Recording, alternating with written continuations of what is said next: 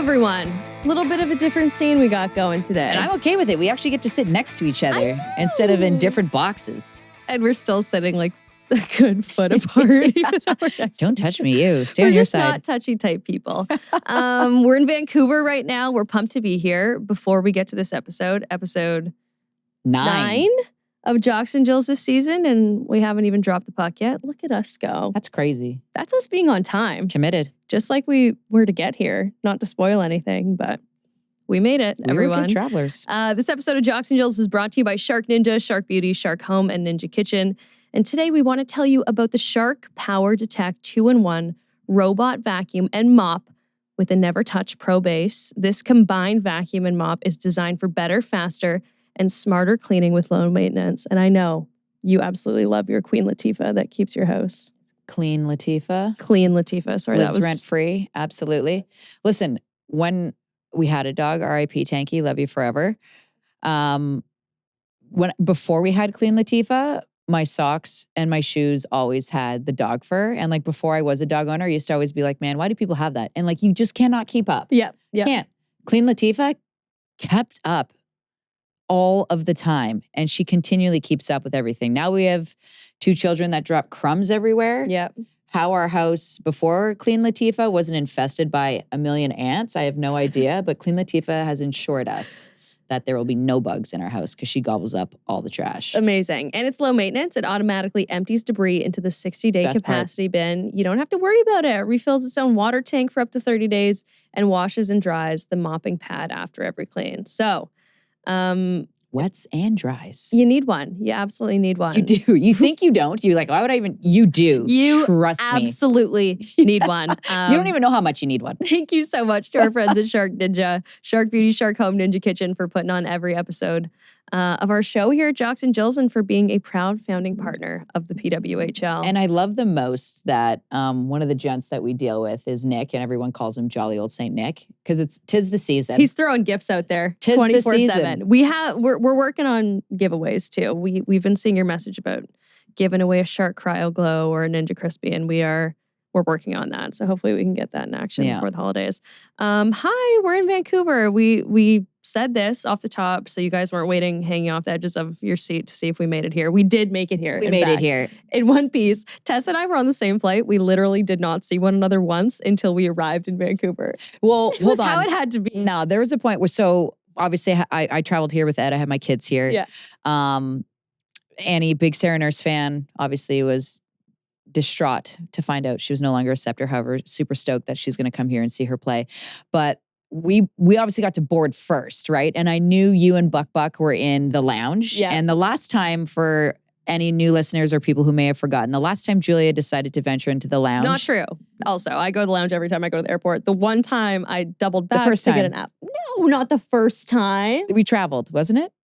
Oh, it was the first time we traveled. Yeah, but we changed it. you guys all make it sound like I was some never been to the lounge before, and that's why I No. lost That's my fair. bag. No. My You were bag distracted by was gone before the lounge. I realized in hindsight. Right, it was security. Yeah, I just went back to the lounge to see if it was there. So anyways, I'm not some sort of airport noob. I'm just an idiot. Yeah, and so anyways, you almost missed the boarding, and I was like, oh my gosh, like what's happening? Regardless. And then I was sitting next to Brian Burke. Don't forget that part of the story because it was so, it made this embarrassing situation 15 times more embarrassing. So I thought, oh no, Buckles and Julia are having a time in the lounge because Buckles said she was sitting back near me, hadn't seen her. Yeah. And I was literally going to text you guys, and I looked down at my phone, and Annie asked me to fix something, and then Theo said, look, and it was Buckles walking up the aisle, and I was like, thank gosh, they made it. Yeah. And then Theo was upset because he didn't see you. And he was very worried. Aww. And Julia was sitting at the front of the bird, not at the back, which was great. Row 29 instead of 48 or whatever you were in. We were 36. I was not at the front of the plane. We needed 4 together, man. But anyways. Yeah. We needed 4 together. That's where it was. And it was near a bathroom. We weren't mad. That's pretty good. Regardless, we landed here. We made it. And my favorite part is the fact that when we both got to the rink, and being Northern Ontario gals, we literally, you walked in, or you've been here longer than me, but it was second I walked in and we locked eyes. I was like, I like this barn. It's a good barn. The Pacific Coliseum is an extremely good rink. Banging. It's great. Oh, I'm so excited for everybody to see it. It's got the right rink smell. The second I walked in, I was like, oh, I'm home. Yeah. Yeah. It's got that old barn smell to it that every love good it. hockey It's got arena that needs. gritty feel. Yeah. And you're like, hard work has been done here. You know a lot of good nights have been had. And you're at a visiting team, you're thinking, man, we got a long night ahead of us. Yeah, Do you know that's what how I I'd mean? be feeling coming in this building. There's nothing worse than walking into a rink, and I say this in the nicest way possible. There's nothing worse than walking into a super nice rink and you feel like, you got to be careful where you kick a ball or where you stick handle. And I agree. like it's overlit and everything is too nice. It's like, I'm going to blast a puck at the wall and it's going to fit, my mark's going to fit right in. You know what I mean? I'm not going to be mad about knocking over a table or something. This place has that. Yeah. And now it's got all the Golden Eyes branding, like to see So the sick. full player cutouts on Amazing. the pillars walking into the arena is like the most impactful thing ever. To see Jen Gardner up there and to know that she's from this area and Makes you want to cry. So special. Makes me want to cry, I dude. know. Imagine being her mom. No, I can't imagine what her family's going to feel like tomorrow night or tonight walking in through these doors and seeing her face everywhere. It's going to be a really special evening in Vancouver. Like I'm really looking forward to the game in Minnesota as well. That will be a good one. Can't wait to see another banner go up in Minnesota. But holy man, we're lucky to be in Vancouver right now. The city is so excited too. You can feel it. I know. Everybody at the hotel that I'm staying at was talking to me about the Golden Eyes and the PWHL and So sick. how pumped they are. And rightfully so. Even people on the plane were mentioning it and talking about it. The coolest thing, one of the coolest things I also have to mention about the Pacific Coliseum is as I was driving here, I'm trying to figure out what gate to get in. I was told a number gate and all the gates had letters, so I was very confused. I stumbled across a roller skating club. Is it open? Like I found it's open right now. Wow. I know. Should we go do some Yeah, laps or something absolutely. and hold hands? And it opens at 10 a.m. and I will be there again. I will be the first one renting those skates. Trust me. I'm smelling a broken arm, but I'm totally committed. I'm buying in. That's perfect. That's exactly what we need. Episode 10, you with a broken arm. Just before we wrap up this conversation on travel, I was sitting next to a man on the plane. I was in the aisle seat. Julia, I have the weirdest energy and I attract weird people. Like it just is what it is. No, I feel like on an airplane, like you are very good at setting boundaries. You are. I will give you that. But you give off a vibe on an airplane that you're a pushover. So like people constantly ask you to give up your window seat for a middle seat. And I am kind of a pushover. And you do. People just, you have this take advantage of me look on a plane. I don't know what. Am I sweet? I don't know what it is, but my gosh. Take advantage of me and I'm sweet. Like two different things. This guy, I'm in the aisle seat because I don't like to bother people when I get up. Even though I never get up, just the idea of bothering people bothers me. I have two dudes sitting next to me. An hour into the flight, they've both gotten up to pee twice. So 4 total? The third time, the guy next to me gets up. He's like, he didn't even say he wanted to go to the bathroom. He's just I feel bad because I had Jocks and Jill's I'm wearing Jocks and Jill's sweater. Like he probably looked up the show after. I hope he's not listening. If he is, like I can tell you were a nice man. You're a man. The third time he got up, he said, I'm just going to go stand at the back. I'm like, what are you going to do back there? It was the fullest plane I've ever been on. He goes for his stand at the back to get his lactic acid moving an hour into the flight or whatever it was. He comes back and sits down. Not 3 minutes later, he taps me on the shoulder again. Stop. I was befuddled at this point. I'm like, what could you possibly need? I know where this is going. He goes, you just seem like you're really organized. You seem like you... Is that true? I seem like I'm organized. That's true. Okay. But we know the truth. Chaotic. Go ahead. Whatever. Surface level. Control I seem chaos. like I have all my electronics. I definitely had every electronic that you could have on the plane and every charger. Yeah. And he goes, you seem like you're organized. You have all your stuff. Do you have a phone charger? I was like, bored a phone charger off of you? My phone's at, talking about a pushover, my phone's at 6%. I'm like, yeah, here it is. Stop, Julia. And it wasn't the right charger, so he didn't use it. But I said to you after, and he was so sweet when he asked me to. That's why I feel bad even telling the story. I don't really, but I was like, there's a woman at home who knows she has a nice husband, but who is sock sliding around her house right now drinking red wine. She ain't mad. So she doesn't have to take care of him. Because I was on that duty on the flight, unfortunately. Yeah, you were. So that was my friend that I met on the plane on the way here. I hope he's well. Yeah, whatever. I hope you charge your phone somewhere.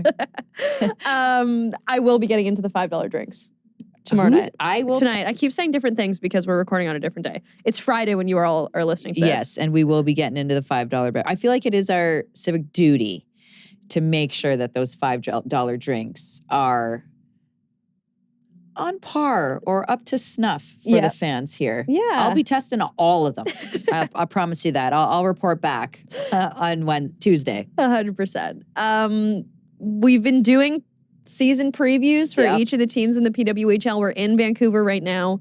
We haven't gotten to Vancouver's yet. So what better time to lay down some preseason thoughts on the Golden Eyes right before their season begins. Last week, we were lucky to sit down with their head coach, Brian IDALSKI. So here's our interview with him. Let's start with that chat.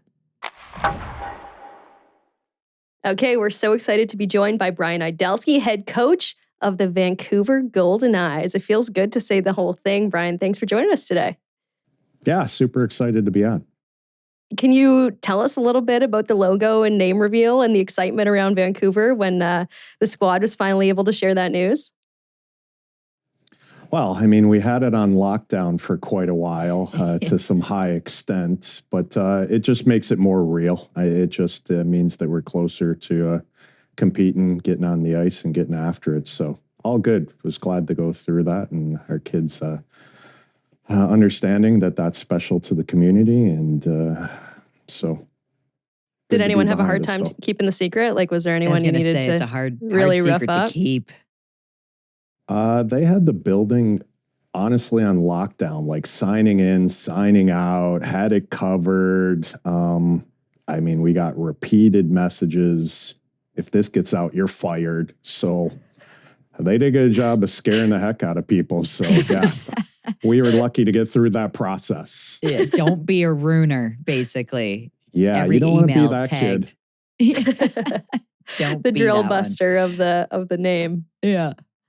So how's the transition been? I mean, you're used to being at St. Cloud State. Now you've got your own pro team. How's it been? And welcome to the PWHL, basically. yeah, no, been super excited watching from afar the last couple of years and understanding just how great the league has been and the response to it and the skill and the players. And so to be involved myself and reunite with some people I've coached in the past and have relationships with, it's been awesome. So honestly, kind of a off the board one, Brian, but I wanted to ask you, why women's hockey for you right from the beginning? A couple coaches coming into the league are coming over from the men's hockey side, but in looking at your DB, everyone's well aware of your reputation in women's hockey. I'm curious what it was about the women's game right from the beginning before this pro league existed. The reality was it was kind of a God moment, more or less. I had come from coaching in the Central Hockey League, a minor pro on the men's side. Ownership change, went back to my alma mater to finish my degree. I really thought I'd go play for a year and then finish my degree, just do it for fun. It turned into like 5, 6, and I was like, all right, I have kids now. I probably need my degree. Worked with the men's side and was kind of going down that path of getting into junior hockey. And Jason Lesterberg had started the women's program at Stevens Point and left for Bemidji State. And so honestly, 2 days before my junior job fell through and the AD came to me and said, hey, would you be interested in taking over the women's program? And I said, I don't know if I'll be good at this. I was immediately thrust into being a head coach, my second year of coaching, and I said, I'll do it for a year. We ended up going 26-1. The kids were awesome. I loved everything about it, and so I've been doing it ever since. Unreal. Good for you. Yeah, you can tell that you've got a connection with your players and you get it. You know, they're people first. And so it must have been really cool and a pretty proud moment for you to see your players get drafted at the players that had played for you get drafted. Yeah, no, that was awesome. I mean, obviously, full circle moment with Michelle, Carvinen. We draft her in the first round. The first time I saw and met Michelle in person was at the 2010 Olympics in Vancouver. And then she comes to play for me at North Dakota, played for me overseas in China. And so that was just such a super neat moment. And then 3 of our St. Cloud State kids getting drafted in Dale Ross and Emma Gentry and Sonny Ahola. And me to be there in that moment, yeah, that was super cool. And you mentioned, and you just mentioned a couple of them drafted to Vancouver that you've had experience with in the past. Like, what's it like reconnecting with players that you've had the pleasure of working with at the college level, pro level overseas, even international level? Yeah, surreal, but like at the same point, like so awesome because you kept in touch with some of them. And as players were kind of going into that draft, I distinctly called up a couple people I knew and just said, hey, like, you need to draft this kid. Like, this kid was awesome overseas. I think they're super under the radar. And they ended up in the league and then did great. And now they're here in Vancouver. So that's awesome because I respect their game. They know what they get out of me.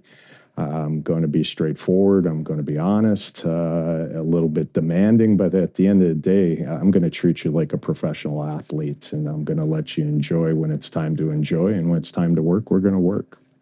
Let's go with that roster. What was your initial reaction after expansion before the draft? Your initial look at like what you got there? Oh yeah, like, hey, Kara, unbelievable job. Like, you're awesome. GM of the year before it even gets started. Just the compete, the depth, the talent, like pick a position. So I'm fully in tune with what we have and what's possible with this group. And yeah, really excited to play some games and kind of get after it and see who steps forward identity-wise. And I mean, that's the thing. We're not relying on one player to carry us day in, day out. Like, pick your poison. On any day, somebody could be the kid to just go off and put the puck in the net and contribute. And I think that's awesome when everyone's involved like that. And you're playing four lines and everyone's got a little bit of jam and knowing that they're important. So, yeah, it's going to be fun. Yeah. Speaking of that identity, are you seeing one starting to form after the first couple days you've had this team on the ice? Well, there's a chunk that obviously can get up and down the ice and skates really well and smooth, and D that can activate and, be that kid joining the rush and comfortable. But we also got a fair amount of grit, sandpaper, and kids that are just not fun to play against. And I think that's awesome. So obviously those kids I'm super excited about, but the skill factor and some of the skating, just how athletic some kids are going to jump off the paper when people come see us. That's awesome. It's exciting. Is that what you feel your strength is, that grit and sandpaper, like your team's Well, true I love strength? that. I mean, at the end of the day, I'm still a meat and potato grinder who loves the physicality and the one-on-one. Like, I'm better than you, and I can't wait to show it. Right. So we'll still have a fair amount of that. We'll talk a lot skill and will. Like, yeah, it's nice that we can get up and down, but playoff hockey is still winning your one-on-one battles and just being tough as nails to get to the higher traffic areas and compete your ass off. So, yeah. Okay, we're going to be in the building on the 21st for the home opener. Big one that everyone's excited for. Can you just speak to your team's level of excitement for finally getting to open the doors for fans in Vancouver? Well, obviously we came in together. We're close proximity. They're talking about having fan buses. We're going to play each other in 2 exhibition games, then turn around and open the season together. So why wouldn't you play the feud right out of the chute and get that going? So, yeah, awesome. I know we're going to have a great crowd. Our kids are excited about that. And, yeah, so it'll be fun. That'll be, I'm sure, a little bit of this or that just between Seattle of who built the better roster, who's the better club, and just our fan bases with some of that history getting after it too. Yeah, we can't wait to see it. Heard the beers in the rink are $5, so should have a pretty rowdy crowd on your hands in the PNE. Yeah, I've been in a few games where that 2-for-1 beer night goes south, so hopefully we keep that under control. It's all good. It's West. It'll be a chill $5 beer night, so it's all good. Thank you so much for the time, Brian. We appreciate it. Can't wait to see the puck drop this season. Good luck with everything. Yeah, thanks for having me. Good chatting with you. Okay, we're so excited to be joined by Brian IDALSKI, head coach of the Vancouver Golden Eyes. It feels good to say the whole thing. Brian, thanks for joining us today. Yeah, super excited to be on. Can you tell us a little bit about the logo and name reveal and the excitement around Vancouver when the squad was finally able to share that news? Well, I mean, we had it on lockdown for quite a while to some high extent, but it just makes it more real. It just means that we're closer to competing, getting on the ice and getting after it. So all good. Was glad to go through that, and our kids understanding that that's special to the community. And so. Did anyone have a hard time keeping the secret? Like, was there anyone you needed to it's a hard really rough secret up? to keep?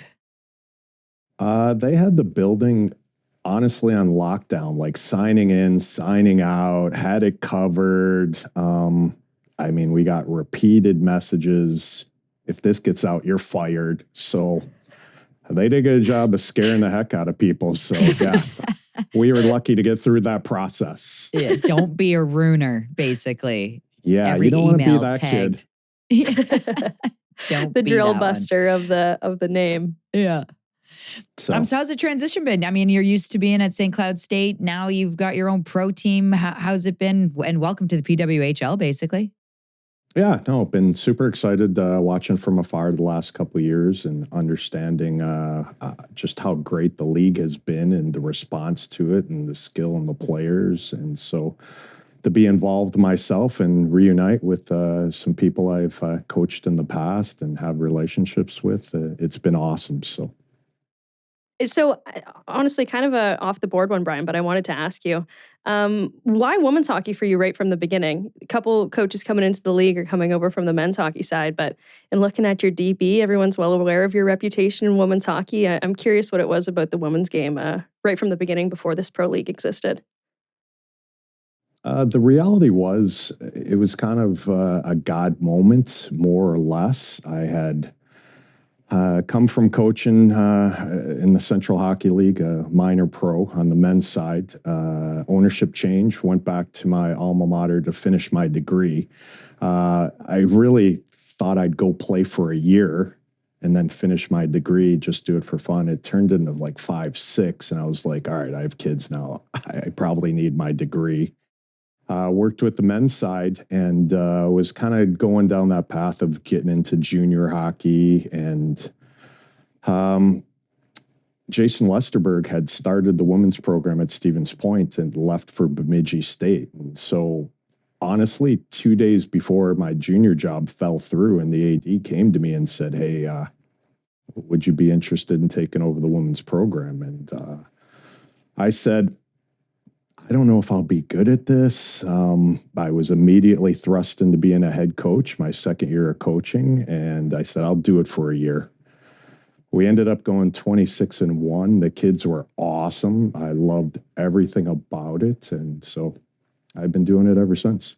Unreal. Good for you. Yeah, you can tell that you've got a connection with your players and you get it. You know, they're people first. And so it must have been really cool and a pretty proud moment for you to see your players get drafted at the players that had played for you get drafted. Yeah, no, that was awesome. I mean, obviously, full circle moment with Michelle, like Carvinen. We draft her in the first round. The first time I saw and met Michelle in person was at the 2010 Olympics in Vancouver. And then she comes to play for me at North Dakota, played for me overseas in China. And so that was just such a super neat moment. And then 3 of our St. Cloud State kids getting drafted in Dale Ross and Emma Gentry and Sonny Ahola. And me to be there in that moment, yeah, that was super cool. And you mentioned, and you just mentioned a couple of them drafted to Vancouver that you've had experience with in the past. Like, what's it like reconnecting with players that you've had the pleasure of working with at the college level, pro level, overseas, even international level? Yeah, surreal, but like at the same point, like so awesome because you kept in touch with some of them. And as players were kind of going into that draft, I distinctly called up a couple people I knew and just said, hey, like, you need to draft this kid. Like, this kid was awesome overseas. I think they're super under the radar. And they ended up in the league and then did great. And now they're here in Vancouver. So that's awesome because I respect their game. They know what they get out of me. I'm going to be straightforward. I'm going to be honest, a little bit demanding, but at the end of the day, I'm going to treat you like a professional athlete, and I'm going to let you enjoy when it's time to enjoy, and when it's time to work, we're going to work. Let's go with that roster. What was your initial reaction after expansion before the draft? Your initial look at like what you got there? Oh yeah, like, hey, Kara, unbelievable job. Like, you're awesome. GM of the year before it even gets started. Just the compete, the depth, the talent, like pick a position. So I'm fully in tune with what we have and what's possible with this group. And yeah, really excited to play some games and kind of get after it and see who steps forward identity-wise. And I mean, that's the thing. We're not relying on one player to carry us day in, day out. Like, pick your poison. On any day, somebody could be the kid to just go off and put the puck in the net and contribute. And I think that's awesome when everyone's involved like that. And you're playing 4 lines and everyone's got a little bit of jam and knowing that they're important. So, yeah, it's going to be fun. Yeah. Speaking of that identity, are you seeing one starting to form after the first couple days you've had this team on the ice? Well, there's a chunk that obviously can get up and down the ice and skates really well and smooth, and D that can activate and, you know, be that kid joining the rush and comfortable. But we also got a fair amount of grit, sandpaper, and kids that are just not fun to play against. And I think that's awesome. So obviously those kids I'm super excited about, but the skill factor and some of the skating, just how athletic some kids are going to jump off the paper when people come see us. That's awesome. It's exciting. Is that what you feel your strength is, that grit and sandpaper, like your team's well, true I love strength? that. I mean, at the end of the day, I'm still a meat and potato grinder who loves the physicality and the one-on-one. Like, I'm better than you, and I can't wait to show it. Right. So we'll still have a fair amount of that. We'll talk a lot skill and will. Like, yeah, it's nice that we can get up and down, but playoff hockey is still winning your one-on-one battles and just being tough as nails to get to the higher traffic areas and compete your ass off. So, yeah. Okay, we're going to be in the building on the 21st for the home opener.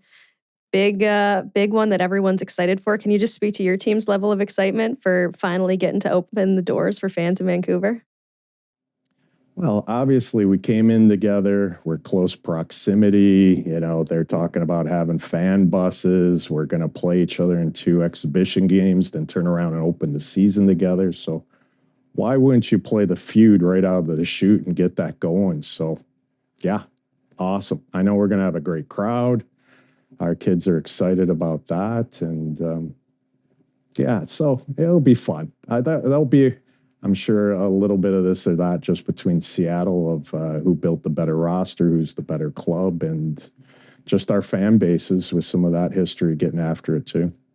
Yeah, we can't wait to see it. Heard the beers in the rink are $5, so should have a pretty rowdy crowd on your hands in the PNE. Yeah, I've been in a few games where that 2-for-1 beer night goes south, so hopefully we keep that under control. It's all good. It's West. It'll be a chill $5 beer night, so it's all good. Thank you so much for the time, Brian. We appreciate it. Can't wait to see the puck drop this season. Good luck with everything. Yeah, thanks for having me. Good chatting with you.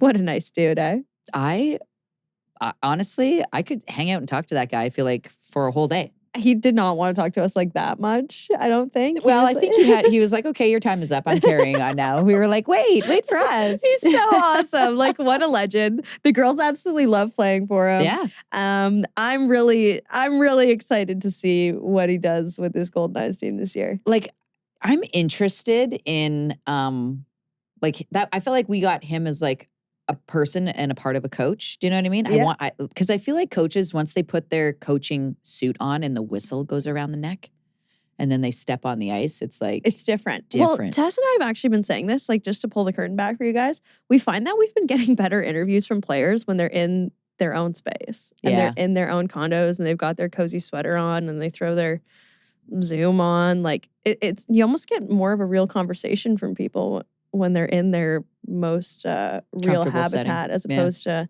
I'm at a media day and I'm in my PWHL kid and I feel like a hockey player as opposed to like I feel like a human being. Yeah, and I feel like too, I love sitting down face to face with the ladies, but like chatting with them before we start interviewing is like so chill. But and this isn't all broadcasting, just let everybody know. Like when we first started working in broadcasting, when you did your first Sports Center show, all this stuff. I was thinking about as our first show ever. That's what it feels like right now. I know. As soon as the red light goes on, something changes. Yeah. And it takes a really long time to shake that till you truly get comfortable in being yourself. And listen, all of these ladies, they honestly are super comfortable with us and shooting the breeze and chatting for the most part. But I feel like even when we have them in person, we're like, okay, we're going to start now. And then all of a sudden, they're sitting up a little straight. Yeah. So you're bang on with when they're at home. It's way more chill and lax. All this to say, we got Coach Brian there, and Coach Brian was an absolute treat. He's a beauty. Very, very excited to see him tonight behind the bench and to see everything in action. Do you want to talk? If they get the W, I'm going to bring him down a $5 beverage. I'll tell you that. You absolutely should. Yeah. Anything else on coaching there before we keep her going? No, I love the fact that he's just committed to women's hockey and loves coaching it and is just like, nah. Cool origin story too. I dig Happened it. upon it and just fell in love. I dig it. I'm all for it. He kind of reminds me of my dad a little bit for some reason. I don't know why. Also happened upon women's hockey, fell in love with it. Yeah. Sees it the same way as any other hockey game. My father was gifted 2 daughters. Yep, me One too. of which was a tomboy Yeah. that played hockey. It's almost like you aren't given a choice. Like, are you a tomboy or were you just told that? 100% Probably I was a both. tomboy. 1,000,000%. No, I'm just bugging you. Yeah. Roster updates. So we're going to go through every team's roster. They were finalized, obviously, as of Wednesday. But we'll start with Vancouver's while we're here and going through Vancouver's. Anything stand out to you in terms of players they waived, players they kept? No, I'm not too much on the waived part. I feel bad that Nina Job-Smith won't be starting the season. She's on LTIR, which is fine. Darcy LePan's in the lineup for her. So don't anyone get surprised when Darcy gets moved back to reserve once Nina's back in full swing. But I feel like this decor is like, I can't even wipe this smile off my face. I want to laugh out loud at. Can you please just look at this decor? Disgusting. Any team coming in, first of all, you want to start at let's just start at the decor. Claire Thompson, Ashton Bell, Sophie Jakes, Mellissa Channell-Watkins, Maddie Samaskevich, Emma Greco, Sid Bard. This is so deep. I don't see any part of this where I'm like, oh yeah, that, this is where you could take advantage. The whole thing, I'm just like, God, that's hard. And then you think about, okay, it doesn't matter. I could literally put every single one of these names in a cup and Yahtzee it and blindly pick 2 at a time. And it doesn't matter who's paired with who. This is a solid D grouping, top to bottom. Yeah. It really doesn't matter. You want to go 5D, go 5D. You want to go 6, go 6. You want to go 7, go 7. And every single one of these players is so chill and so bought in, I find, and a good teammate that no matter what, you are going to get a good D pairing. You're going to get offensive flair. You got solid defenders in Ashton Bell, Bard, Greco. Like, I feel like this is the most well-balanced and deep decor in the entire league. It's not even fair. No, I agree with you, man. I like Toronto's as well, but this one. This is different. Yeah, this hits different. This is like not even in the same universe. I know. It's like if Minnesota had a couple extra players and I'm last year. Mildly jealous.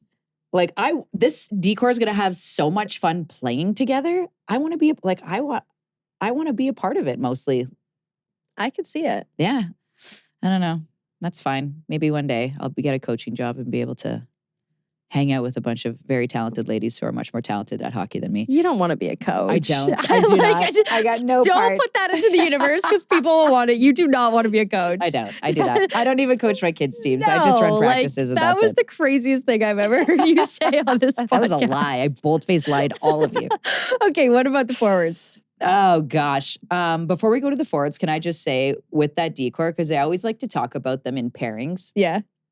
Because they do complement each other, is like, as much as this defensive group is amazing, you want to tack the goalies back onto that? Mash, Soup. I'm so excited for Soupy. I don't even know how much ice time she's going to see this year. Regardless, I feel like hockey love is going to be breathed back into her soul. Good. And I love that for her. And I Yeah. want that for her. You know, it'll be nice to not only like distance separation, just separation from the whole Team Canada vibe, all of that. Just get back to being you, Soup. You know what I mean? And play the game the way you love to play the game. No stress at practice. Have some fun. Be goofy. That kind of stuff, you know what I mean? Where you get back to like pond hockey. Yeah. Where you really learn the game. Do you know what I mean? I'm excited for it. But like to have that decor and then have MASH back there is like so silly. It's honest to goodness. This I don't want to say it's unfair because I love everything about all of it, but like these other teams have their work cut out for them. Yeah. And I'm excited to see MASH back on the ice again. Like I hope she's 110. I was just going to ask you, like, I hadn't really thought about it. Yeah. Look, coming back from any injury, obviously there's a time period where it's like, no matter what, it is going to take you X amount of months or a year or whatever until you truly feel 100%.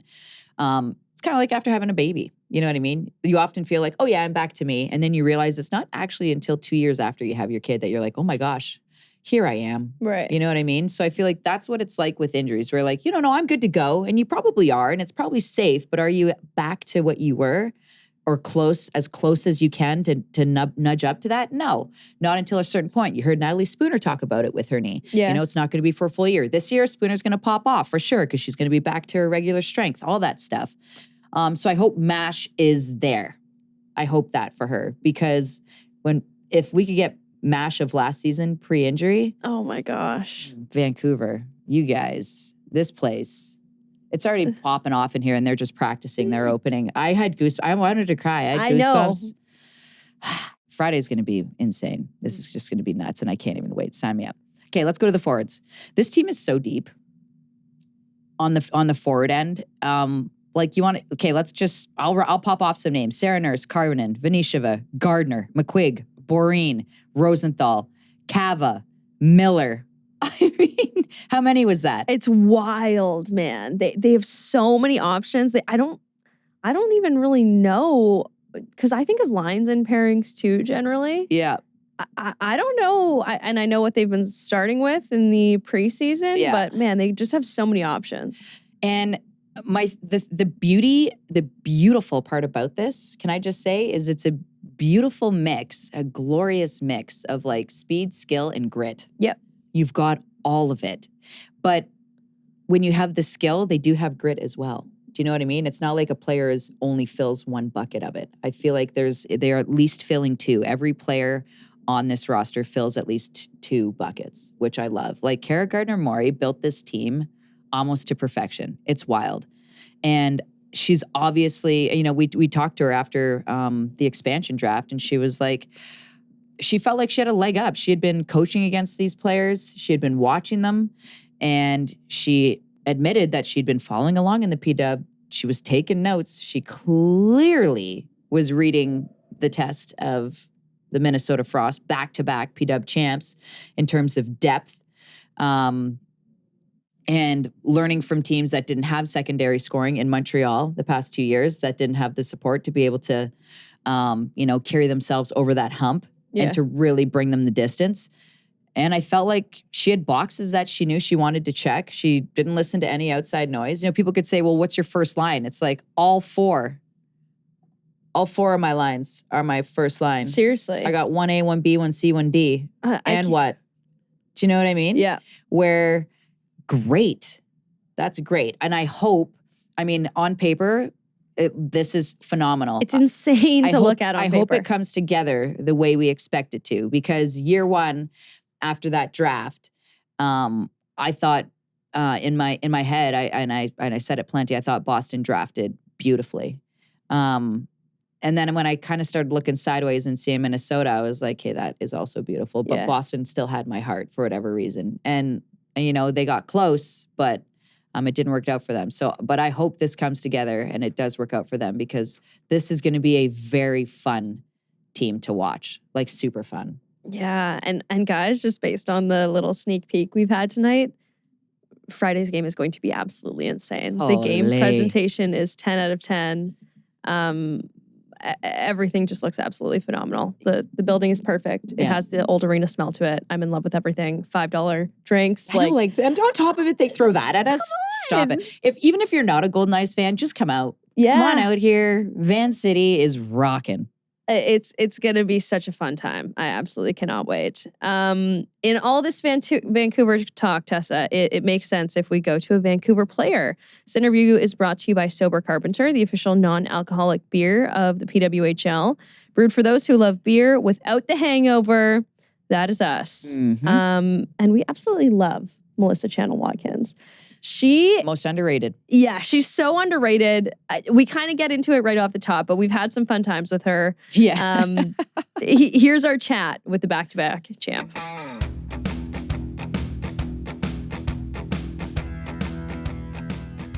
Okay, we're so lucky to be joined from the Vancouver Golden Eyes. It's Mellissa Channell-Watkins. How's it going, girl? Thanks for doing this with us. Oh, no, thanks for having me. It's great. Honestly, Vancouver, everyone needs to come and visit. It's beautiful. They ain't wrong. Okay, Yeah. so let's start with your origin story because you were born in Oakville, grew up in Michigan. No, You weren't okay, born in please Oakville. I thought you were dual. I am walk dual, me through so it. I Walk was- me through it. And you have a It's Vancouver chaotic. tie in your family somehow. Somehow, Your dad. some way, yes. Okay, My dad. give us the whole So, breakdown. Born in Seattle.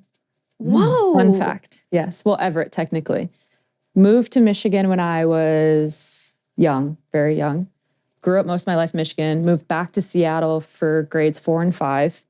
Moved back to Michigan. And then moved to Oakville for grade 11 and 12. Interesting. So Okay. I know hometown. When I was with the Hockey Canada program, they wanted like a Canadian hometown, so that's why Oakville is there. So this is probably news to a lot of people. But yeah, technically, I was born in Everett, Washington. So Okay. everyone, we were all lied to. Yep. Yeah. Thanks to I Hockey appreciate Canada. uncovering stuff like this on Sometimes Jocks and Jills. I've also gotten Winnipeg. What's that that's- from? Yeah, not a clue. Never stepped foot in that place. Not once. Never been to Winnipeg, but you're from there apparently. Apparently, Who my said hometown. that to you? Who's editing your Wikipedia page? It was on a roster with the PW, and I was like, nope, never been there. Winnipeg. So Never had a breath of interesting. air there. So I Love can't it. wait The for air you is to go- fresh It and is. chill. I have to It's say that. crisp. It's good air up there. It's sort of crispy. Minnesota. So, I had a so are your time in parents? Winnipeg. It's Is a one good of your spot. parents Canadian and one American? Or So how yeah, did my you- dad was born in Canada. Okay. That's the Vancouver connection. Yep. And then my mom was born in Seattle. And my grandparents were actually a billet family for my dad. No way. And so that's how they met. No, that's so cute. He was hitting on the Yeah. billet's granddaughter. Well, I think he was the friend of the billet, but he was always over there. That's way more legal. Because my mom. That is But yeah, hilarious. And he also played, so Climate Pledge before it became that, yeah. was like Key Arena, and that's where he used to play. So No way. So is this totally cool is this like, is your dad the most proud dad right now? Like, can't believe how full circle this is? yeah, he's so pumped. He actually, my parents were cleaning out their basement and he found one of those like leather jackets that you get like in high school. And it's like Nice. North York, Vancouver champions. He's like, you need to wear this for a walk-in. Yeah. I Your said, dad so gets send it. it to me, Dad. He understands the importance of the walk-in. Yeah, That's he does. hilarious that his first thought was like, it wasn't awesome. Like, oh my God, I can't believe how wicked this is. Let's see if it still fits. He's like, no, this is a walk-in fit. Yeah, he's Hey? like, put this on, support me. I'm like, okay, Dad, I got you. Oh, that's so great. Speaking of your dad, you mentioned it. He played all over the place. You want to talk a little bit about his hockey career? And I'm curious if his career is kind of what inspired you to get into the game. Yeah, so he played before I was born, and then he's been a scout in the NHL for 30 plus Ever. years. So that explains the bouncing around so much. Yeah. So wherever he was located, we would kind of move to. And my older sister was a dancer, and so one of his kids had to be a hockey player. Insert me. And I did not want to play at all. Like my parents like put my skates on, threw me on the ice, slammed the door behind me, and I'm bawling. They're like, you have to do it. I'm like, I want to get off. But here we are. I don't want to say how many years later, but we're still doing it. So That's it's great. Sometimes you still have days like that, and you just know how to move through them. Sometimes I get pushed on the ice and I'm still crying, but I'm like, I gotta do it. I'm a grown up.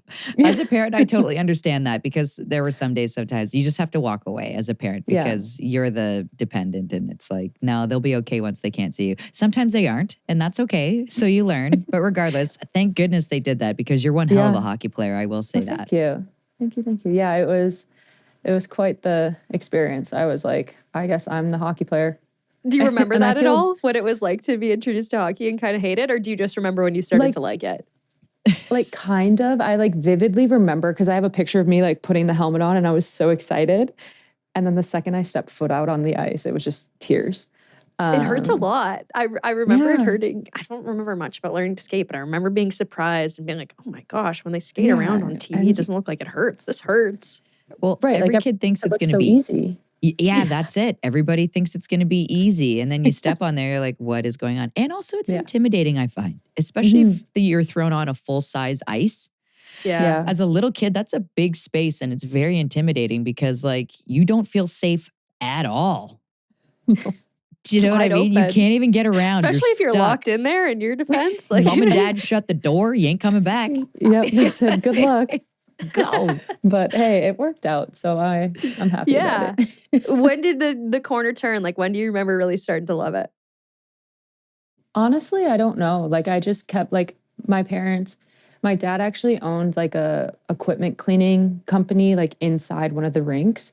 And he would go to like open it up like before the rink opened. So I would go to the rink and I'd be helping the rink guys with anything and everything. And there was one day I fell asleep on my hockey bag in the rink and my dad went home and left me there. And my mom, he like gets home and my mom's like, where's Mellissa? He's like, oh, gotta go get her. She's just having a quick snooze. That is Her the back. definition of rink rat. I don't know if I've ever heard a more proper definition of still rink rat than falling asleep in the rink. Yeah, were you still sleeping when he got back? No, I was probably like mopping or doing something. It was probably child labor, but it's okay. But no, it was just like ever since then. And then like the pond hockey just really makes you love it even more. And then the people, and even when you're young, like it's just so fun to be around everybody. So Yeah. It's the team aspect and the friends aspect, right? You're just having a blast with your pals and you get to be creative and try new things. And like, I feel like tons of confidence is built there on the pond, like you said, or on an outdoor rink, whatever. That's where I think some of the best hockey players are born, where the leash is off and you're just going. yeah. And Ton it's of that just- in Michigan. Yeah. Oh yeah. Lots. Awesome. That's you said you spent quite some time there on two specific stints. Yeah. With Capitals and Little Caesars, which is Little Caesars is kind of like an iconic youth team. I remember playing against them and being intimidated and I knew nothing about them, but for whatever reason they held that aura. Yeah. The orange and blue. Yeah. That's what it was. Yeah. It's quite the color combo. I'm not gonna lie. I do like love it. And they just got new jerseys. They're beautiful. Sorry, continue. Did they? Yeah. They're like all blue. They're so nice. Fresh kits. See, yeah. that's why they're intimidating. Anyways, you played with Darkangelo there, is that true? I did. Yeah. That's cool. So what was it like playing for a very intimidating program like that is known to have great success? It was a lot of fun. I mean, we were kind of 1-1 with the Red Wings too. So we got to like go and shovel the ice during the Red Wings games sometimes. You were a nice girl. I was A nice child, really. just one time. Again, the child labor. Again with that. It's like a theme of your life, like Cinderella. I know. It's scary. No, but it was fun. Like it's wherever you go, people always know who you are because you have this big orange bag and they're like, oh, well, they're Little Caesars, like all that stuff. But it was fun. And like, it's just funny, full circle, like playing with Shy then and then seeing her in the league. I'm like, I'm so glad we both made it. Oh, That's yeah. awesome. Yeah. That is special. What was it that lured you north of the border again to play for Burlington after that? The Hockey Canada thing. So they found out I was dual citizenship. They reached out to my coach and he was like, hey, you have this opportunity, but you have to move to Canada if you want to do it. And I, a young kid, told the carding process and I was like, I can get paid to play hockey right now? Sign me up. Yeah. Paid. Yeah. Loosely. And so moved to Canada and played there. And it was such a good experience. I'm so happy I did it. Who'd you live with?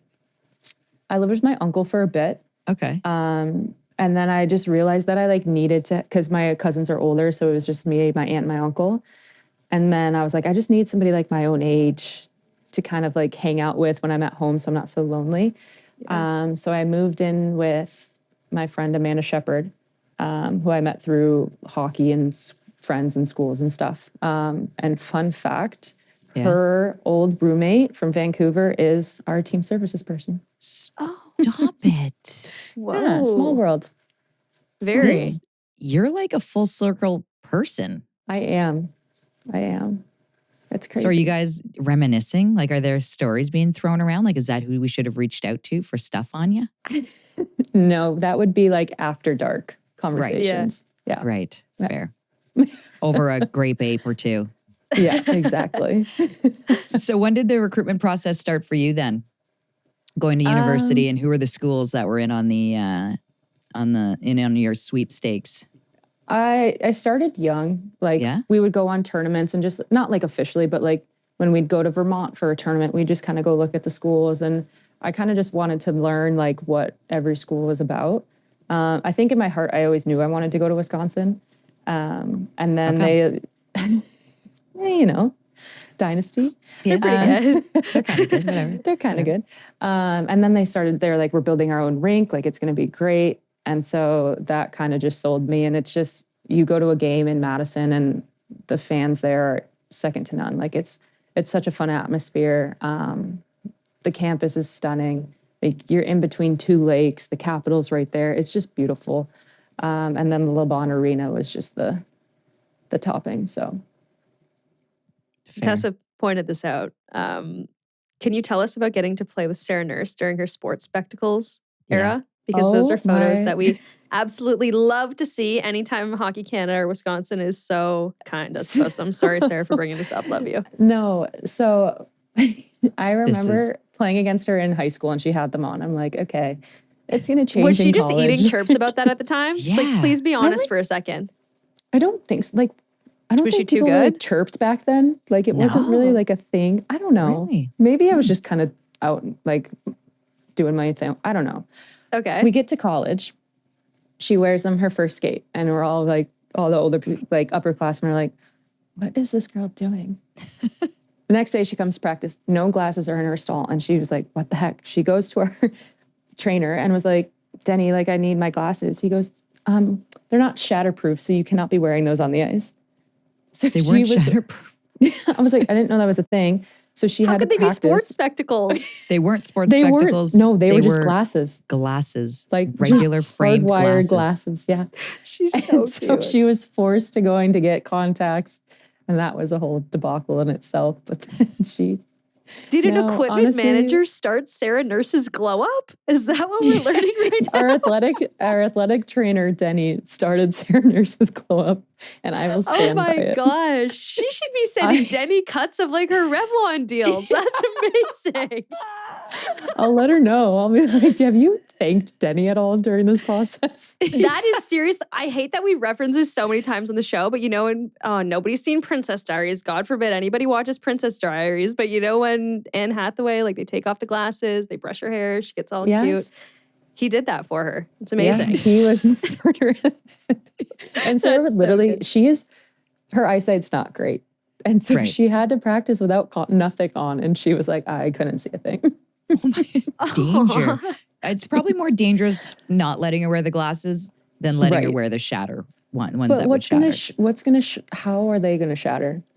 Yeah. Asking for a friend. I don't He was know. just trying to help her out. Yeah, he knew. He actually said, this looks terrible. He saw her future and was like, listen, girl, I got you. Yeah. Go get some contacts. Let's start Funny. there. That is so funny. Drake's going to be DMing you in a minute. Yeah. Speaking of Also trainers and stuff, this wild. is a complete aside, Mellissa. I've heard something about your equipment manager in Vancouver. Is it true that he only eats French fries? No. Okay. I was told, somebody asked him, he's like, he always signs off Spud.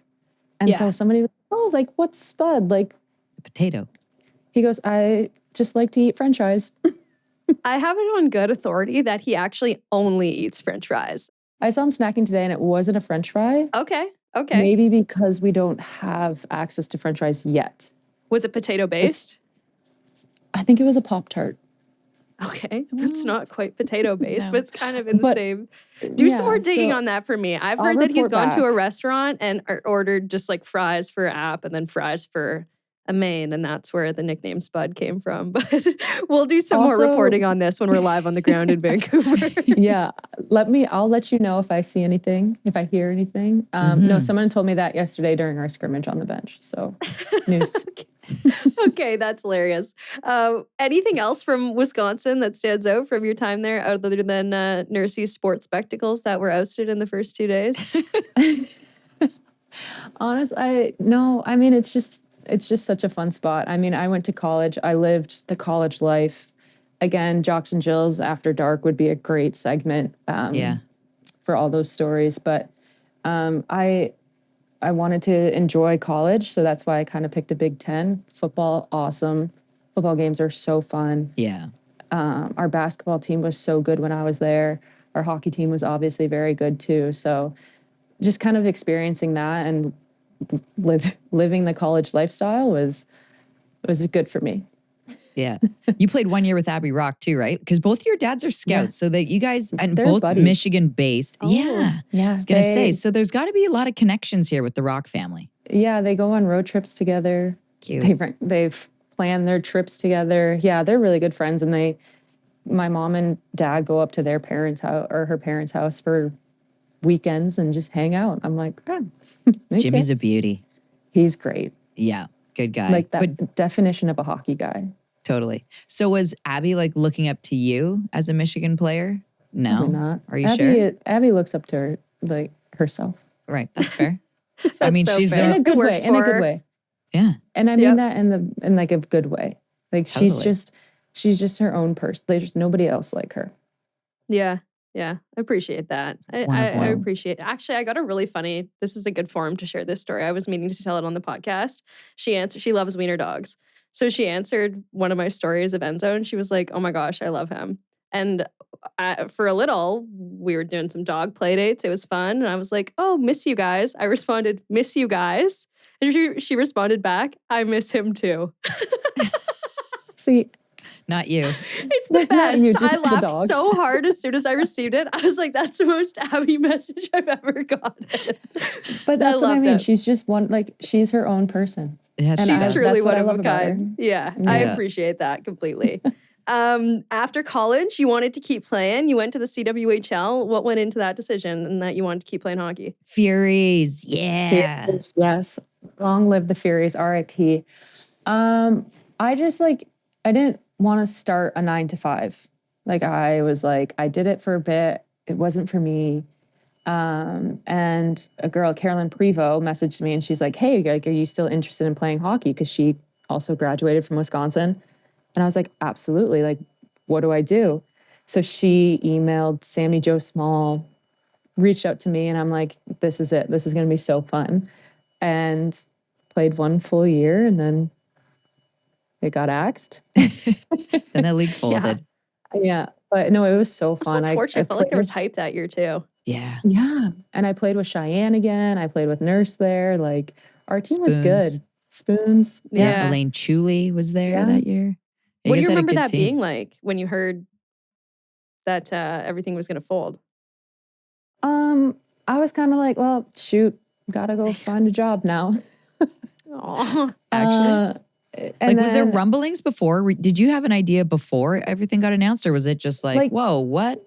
we kind of knew something was going on just because we weren't getting information about the next year, and it was just kind of eerily quiet. And then it was like the CWHL had a call, and then they were like, but there's a call tomorrow. So I was like, okay, so something must be in the works. And then that's when they kind of announced the PWHPA. So, Right. and then I was like, perfect, I can continue to play. Yeah, I don't have to get a job. yeah. Hooray. Yeah, it was good though. It was a fun experience. Nurse and I always just talk about stories that happened, and teammate Emma Greco was on that team. And it's just we laugh because we're like, what? what we thought was professional hockey and what we're getting now, like it's very different. I wanted to touch on that. What's the biggest differences?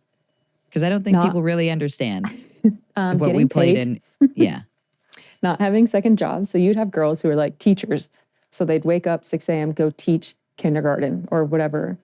And then they'd come to practice at 10 p.m. and then wake up and do it again the next day. And I'm like, that's not right.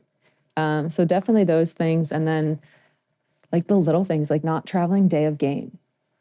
Like we would fly to Calgary from Toronto the day we would play a game. And I was like, this is crazy.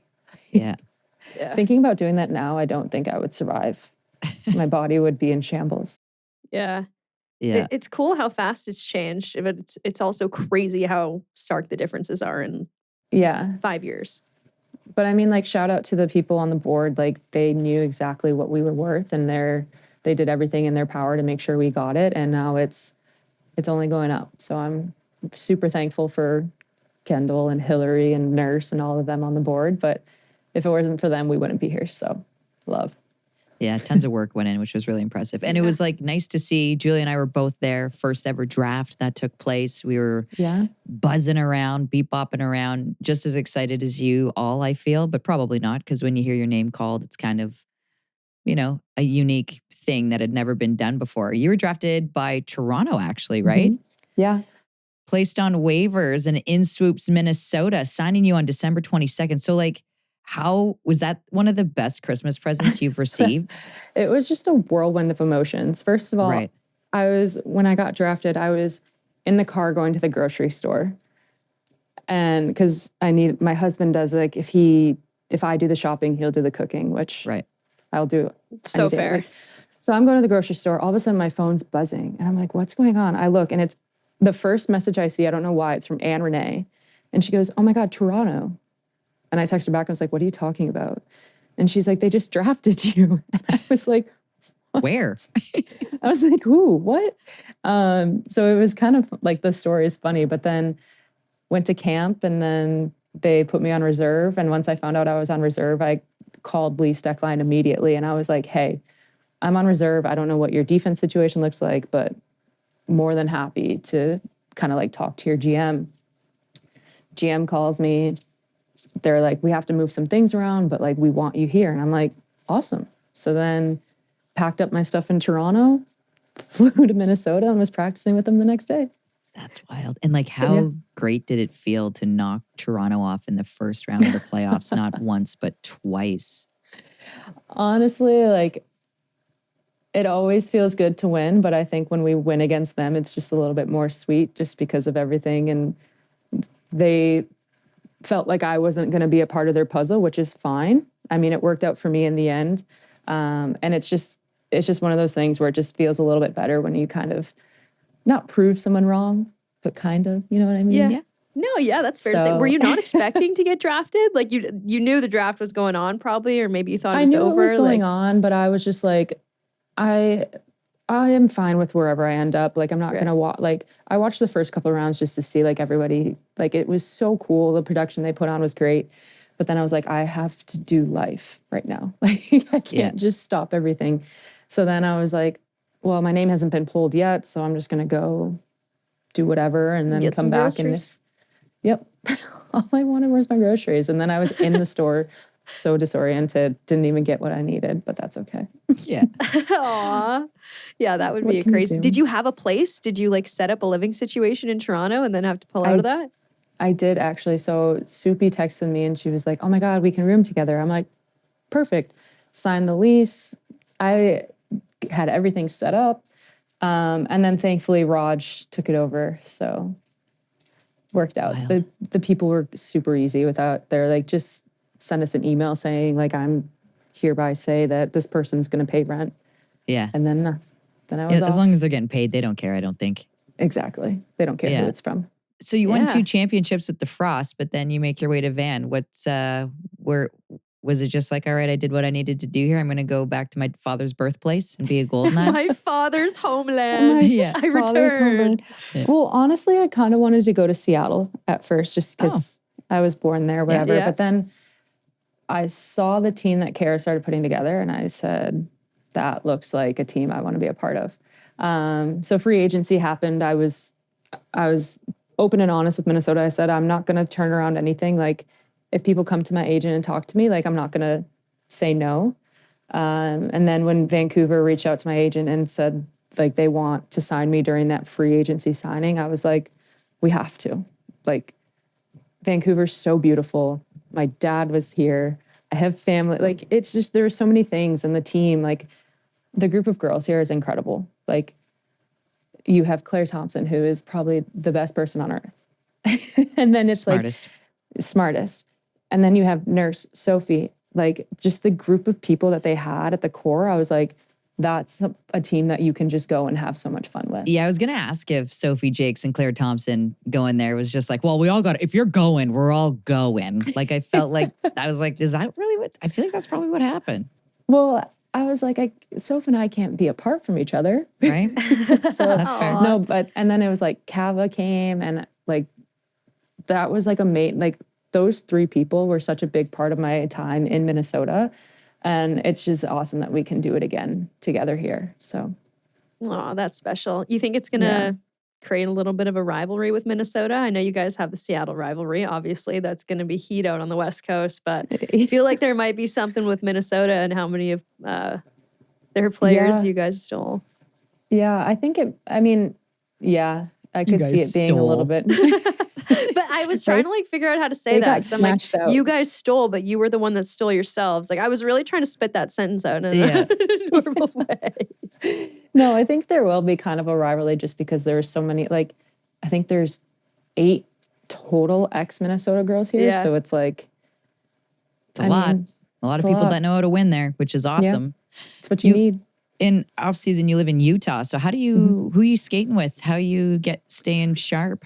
Hillary actually lives in like 20 minutes from me. Nice. So we have a skill coach out there. He also went to Wisconsin. And just the two of us, and sometimes some guys come out with us. Nice. It's just, it's great. The first year we got to do it. So we both didn't know we were in Utah, and then we were like, why are we doing separate things? Let's just do it all together. Totally. More fun with friends. You got married in Utah too, right? I did. Yeah. Memorable day for a lot of reasons. Yeah. Some good, some bad, but. Can you just play out Julia's worst nightmare for us? Go on. Okay, Julia, make sure when somebody gives you, when you have your wedding band, make sure somebody like has them. Okay. Like, make sure you have a designated person to take them from place to place or whatever you do. So I'm sure you guys are aware. Our wedding bands were stolen on our wedding day. They were stolen? That is horrible. That person is definitely going to have bad things happen to them for 100 years. You do not get away from that without karma hitting you so hard. Yeah. So it was, my husband had them, and he brought them to the bridal suite in the morning to like do the detail photos. Like, so I have pictures. Do you actually have pictures of proof they were there? I do have proof. I have one of me wearing it. I have one of Sarah wearing it. Like, she was a bridesmaid, and she's like, "This is beautiful. Put it on." But like, I have evidence of the ring, and then we did our vows in a first look. So I was like, let's bring the bands. So when we take our photos, like it looks like we're doing them post wedding. So we have whatever. We don't know if somebody just forgot to grab the box. We don't know if this lady who had her cat in a backpack who walked by a couple times grabbed the box. Maybe, but cat in a backpack, like that shows goodwill. Like I usually trust those people. But it was like, she's walking, and all of a sudden my husband and I hear like this meowing. First of all, we're like, you see us taking photos. Like, why are you walking where we are?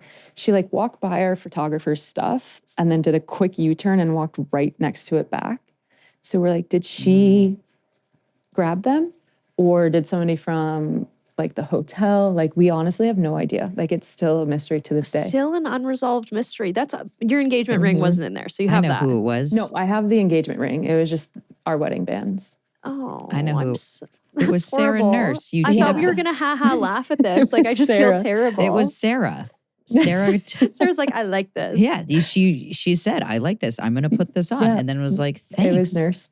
Yeah. We've sense solved to the me. problem. But it's like, it's funny though, because people will like reach out to me and be like, did you ever find them? I'm like, no. And then my husband had this brilliant idea to go back a year later and be like, maybe somebody just didn't see this part of the bridge. And I'm like, there was a full winter of snow. A whole year. They ain't there. Aw, that's a nice 1-year anniversary date, though. Go look for them. We So didn't look when in did this you one give up? spot. Like, you must have been looking for them frantically for like an hour or two. When did you give up? And what did you use on your actual wedding day? So I was like not really that like panicky about it. It was more so like everyone else was like, oh my God. So we had like people looking where we took photos, people back at the hotel, photographer's car, like we ripped apart everything. And then we got to the ceremony and I was like, okay, so what do I do? And then I used my wedding planner's band and then my husband used one of his groomsmen's bands. And so It's kind of special, honestly. yeah. It's a But then crazy everyone's like, story. Everyone's like, oh my God, that's so sad. I'm like, yeah, it is. But like, at the end of the day, we both made it down the aisle. We both said yes. Nobody died while we were there. Like, I'm sure you had a good time. The night was probably fun. Definitely made night for was more drinks great. after. yeah. So it was like, it was very stressful in the moment. But then once like we started the ceremony and everything, it was like, I kind of forgot about it. Yeah. Yeah. Okay, that's great. So yeah, now I just need to My get heart rate one is at up some a little point. bit right now. I'm not gonna lie. So long story short, make sure somebody has. I was gonna have my dog be the ring bearer, but I guess I need a real person now that I've heard this story. Well, Well, I know. Even at my sister got married this summer, and her husband's like, "Colin, you're not holding on to our yeah. Aw, that's a story that'll haunt you guys forever. I've never yeah. been to, but in a fun way too. Like it's a fun story that people will tell about your wedding all the time. Exactly. I've never been to Utah before, but I'm really intrigued by the pops that the Mormon wives drank, like the dirty sodas. Swig. Are you into Have them? you? Are you a No. regular? No, I'm not really into adding more sugar to my already sugary drink. I guess and they the- can do it because they don't have the purple gorillas or whatever. the grape apes. Grape. Grape. Oh my god. Gorillas. You guys knew what I meant. Yeah. I think I like purple gorillas more. I'm gonna use Yeah, that. we're going to switch that name real quick. No, but yeah, so as people know, Utah's a very Mormon state, so they Yeah. can't drink coffee. So they made up these dirty sodas, and it's even at my hair salon, like in the back, it's a soda machine with all these different like syrup flavors and coffee creamer. And I'm like, what is going on? It's not That's what- something I've never tried. I don't think I ever will.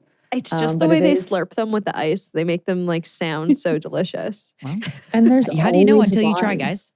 I don't You even know like the line- pop. I know I would really be into them. Like, I'm not even You a know how pop Chick-fil-A, person. when it first came around, like the lines were so long? Mhm. Yeah. That's how Swig is now because of that Ru- TV show. Really? Mhm. That yeah. Okay, crazy. that's crazy. Well, Yeah. that's hockey rink interesting. I has know it. where we're going. Like, Bit of yeah, if you ever Mormon go, trivia. if you ever go to Utah, which you should, it's a very beautiful place. I've been. Have you? Yes, it is. It is very beautiful. Yeah. Nice. Stunning. Yeah. Um, Awesome. You'll have to try it. Well, I Yeah. will. I don't know. I mean, all of this talk, what's one? One's not going to hurt you I'll be real trying bad. it for I hope. sure. Yeah, I'll be trying it. I sort of got to eat. There's a crumble cookie in Toronto, and they kind of did like a dirty pop spinoff, but I had like kind of a healthy one. It had like Oh. sparkling water and some like coconut cream in it. It was pretty fire though, even the light version. So I'll be on it. I'll be at Swig when I come visit you in Utah, Mellissa. Thank you so much for this night. You're so much fun. We were making jokes about the purple gorillas or the grape apes. That's Grape what the apes. Minnesota were Frost were drinking after their championship win. And we were so we had such a fun night that night. We were so lucky to be part of the celebration. So always Yeah, love I catching walked up in with and- you. I walked in and Oh, I said, no. hey, girls, I have know. Jocks and Jill's gear on now. It was awesome. I'm like, yeah, it was a It good was time. wicked. We Oh, we were appreciate throwing it. gear out like crazy that night. I brought Yeah. so much in my Yeah? suitcase, and I think I handed every single piece out. I was really proud. Taylor of it. Heisey sent me a picture that summer of her family going on vacation, and her dad was still wearing our hat. Oh, that's awesome. Yeah. I think they're Love so that. tall too, so I that know. like everyone on the Sees it. vacation at, at the resort would be able to see the hat. That's good. That's funny. Mellissa, appreciate you. Thank you so much for taking the time. Good luck this season. Can't wait to see it. Have fun. Yeah, thank you guys. I'm excited. That was today's interview presented by Sober Carpenter, Canada's craft leader in non-alcoholic beer, full flavor, zero compromise. Honestly, when I requested her for an interview and their comms person got back to me, they're like, absolutely, she would love to. I was like, heck yeah. The first thing that came to my mind was when we walked into the after party, the Walter Cup after party, when they're like, oh, a couple of the girls were like, come party with us. So we were like, all right, we rolled in. And the first person that came and literally 2 arms around us, hugged us with the Jocks and Jills hat on. Yes. Keep in mind, not even a Walter Cup champ hat. I forgot that. She came up to us and gave us a big hug and she was like, I love you guys. And I was like, this is sick. Like, this She's is the best. awesome. That Yeah. wedding ring story like gives me know. scaries. She's such a good sport though, and she's so awesome. We love you, Mellissa. Thank you so much for doing that. I love that they went back a year later. A year. Her husband was like, maybe. That's so Everyone's sweet. overlooked it every year on the bridge. I had a cell phone that I lost in high school in the winter, like on a skiing hill or something like that, on a tubing hill Did you find it? in the spring, and it fired up still. Had No way. battery still. I miss when What? phones were built like that. One of the I Nokias respond- that you could throw It off a wasn't high a Nokia, rise? but it was some sort of like slide with a keypad. Yeah. It had batteries still. I was like, perfect. I'll answer my text. No way. Yeah, it was amazing. That's insane.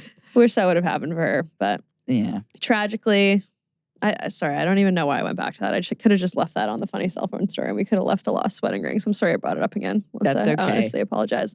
Let's get to more preseason action. Yep. This is gonna be a long episode, guys. I hope you're locked in. It is officially hockey season, so lock in with us. Yep. We have a lot to talk We're about. getting to it all. 2 more preseason games. Toronto took down Ottawa 3-0. Zanin keeps it going with a goal. Emma Malte, okay, 1C. Okay, 2 goals in that game. Like, pretty good night for Toronto. Couple of Buckeyes. I'm telling you. And look, people are going to be like, oh, you're so biased. Yeah, I am. But for the right reason. Coach Nadine Muzzerall teaches these women to be pros before they're pros and how to play the right way. And she makes all of them be a coach's dream. Do you know what I mean? Yeah. Kiara Zanin came in, and I said it before, she's coming to like an Emma Malte 2.0. Emma Malte and her just popped off in that game, and it's awesome to see. They're relentless. They work hard. Whatever the coach wants, they go out there and do, and they're skilled and talented, and they don't even shy away from the rough stuff. They almost welcome it and start Both it of them. themselves. You see, in the rivalry series when Malte was going after Murphy, I was like, Malte, that's what keeps you around, girl. Yeah. That's it. Like, stir the pot. And now Toronto's got 2 of them. I love it. That's good. I think it leaves room for Emma too to like. The fact that those 2 are rooming together and now they're popping off together out there. Troy Ryan just has to be grinning ear to ear. Like, this was easy. Yeah, I'm expecting big stuff from Emma this year. I think. I Yeah. think she has room. Are you to talking step- Malte, or I was talking Gentry? Yeah, I know. Sorry, we started. Regardless. Yeah, we're just. I agree. We Agree to we agree. flew today. We've done our best, guys. Yeah. Look at us. We're doing our best. Kirk played the whole game. Yep. 23 save shutout. Love that for her. She should get used to that, I think. Yeah. Yeah. I would agree. But I feel like, Chuli's going to be there. And I talked about this being a goalie tandem, but I think Yeah. he's going to, throw the rope at Kirky to start things off for the team. Yeah. Phillips and Kendra Woodland split that one for Ottawa. Montreal beat Boston 3-2. Another 1-goal game between these 2 teams. Yep. Definitely not the headline, though. Rock, Stacy, Poulin On a line. is a thing We got it. officially. We need to just fly to Montreal one day and just show up at Pwh's house when she comes home from train. Just be like, sit down on the couch. We got to talk. Arlo, get over here. Is it like, what? Dude, it's so funny. Someone said that to us today. I was talking to a couple of the game presentation people. Really? They came down. They were like, we're huge fans of the podcast. We're listening. We're Aw. taking photos together and stuff. And one of them said to me, he's like, I'm still waiting on the Pwhl episode. And once a day, someone will come up to us and be like, we're waiting on the Pwhl episode. Which is fair. And at this point, like, it has to be that. Like, it has to be so big. We have to show up at our house. We have to sit down with Arlo. Stacey has to be there. Like, at this point, the Pwhl episode has to over-deliver. We are so aware of that, To be honest, guys. we could do it because I know how to get into her house. I know. Because when Ed and I there. got stuck in Montreal one time and Pwhl and her were gone, can't remember where. Stacey was gone out west to Edmonton to a golf tournament. And Pwhl was working her hockey school. Yeah. And they're like, yeah, just go in our house and eat our food or whatever. We were like, all right. Can you guys confirm, did you say eat our food or did they just do that? Let us know. No, I'm pretty sure they said make yourself at home. Food. Regardless, we can get in and we can do that. We can totally just drop in and surprise. We'll surprise her The with neighbors the interview. might call in for a break and enter, but it's fine. It'll be fine. It'll work out. We know her, we swear. But yeah, I do want to, like, I just want to know, like, for sure Abby went up to, like, I just want to know how that ice was broken between her and Pwhl, between Abby Rock and Pwhl. Do you know what I mean? Well, you know, goal and assist for Pwhl and Stace, like that helps break the ice for sure. Totally. And I mean, look, it's always a heated battle and that's Abby's job out there. And she doesn't, honestly, nothing's personal. It's just business with her. And I totally get that and respect that because I feel like that was kind of how I played as well. But if I was Abby, the first day at training camp, in your gitch, I would have just walked up with my stick and just straight up cross-checked Pwhl right in the chest and just been like, hey, what's up? That's honestly the only way to do it. That's the only way to do it, I think. And with her big, shit-eating grin, I think would have been perfect. Yeah, You you're know what so I mean? right. And the whole room just gets quiet. The whole room, you could hear a pin drop. I don't know. I love it. I'm excited to see how this roster melds. Is that a word? Yeah, Meld? it is. Yeah. I'm excited to see how this roster melds. I want to see it come together too. It's interesting because they haven't changed like that much, but they've brought in some really key pieces that are really, I think, going to change the. You're bang on. You're very right. The complexion. I don't know. I don't remember how to be smart anymore. We've been awake for a while. Yeah, it's fine.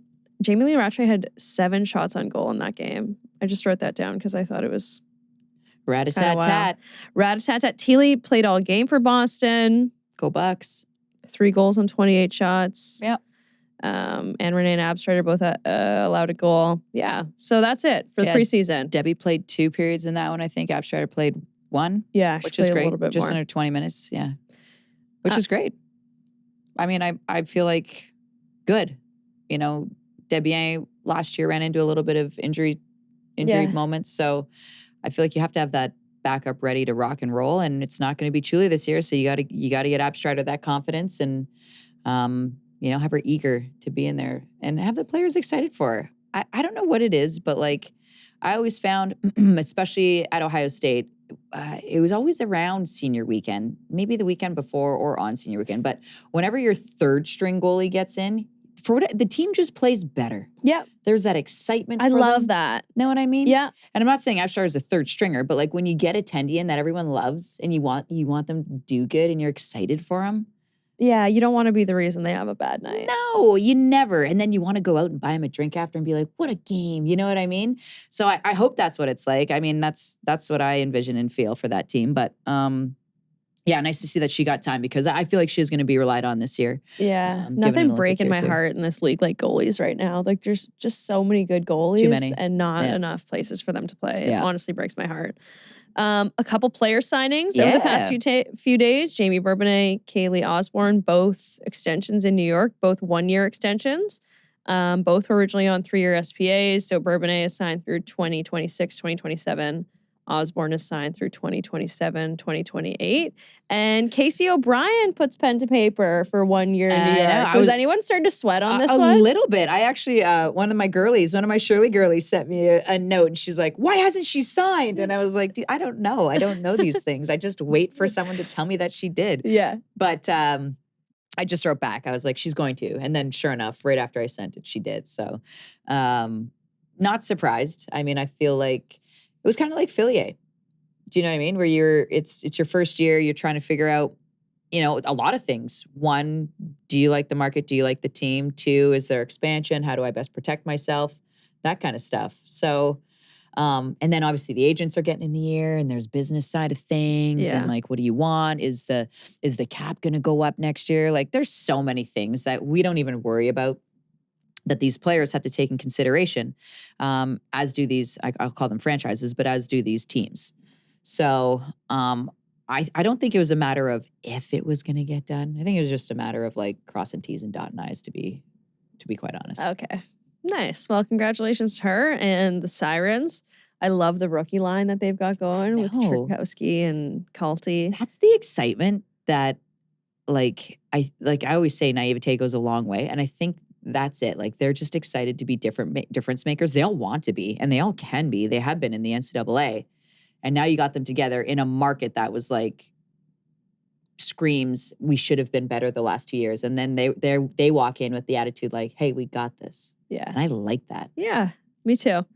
And speaking of New York, Ellis Shelton extends for 1 year in Toronto. Yeah. A little bit of insurance there. Which is nice. I feel like you would want to with a defender like that. Yeah, for you're sure. You're going to trade for her. You better make sure that you keep her for longer than just one season. I'm almost surprised that it was only 1 year, to be honest. I am not, just based on the fact that after the way expansion has gone this year and like people don't know what's going to happen next year. We have no idea. It could happen. It could not happen. But at least I don't even want to call it a protection of giving yourself a choice on where to go. Yeah. Makes sense? Yeah, it does. It does. I just feel like she's, Ella from the farm. She likes to be close to home. Even if there was another option, she'd want to be close to home to get home and pick her rocks. We got to pick rocks with her. Can we do that this offseason? It's really not that fun, but we can. Yeah, I would like to. It's good. It's good.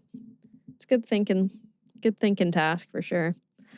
Throw a podcast on, pick some rocks. No, that's not. You got to just be thinking, dude. Your own thoughts. Oh, you're not allowed?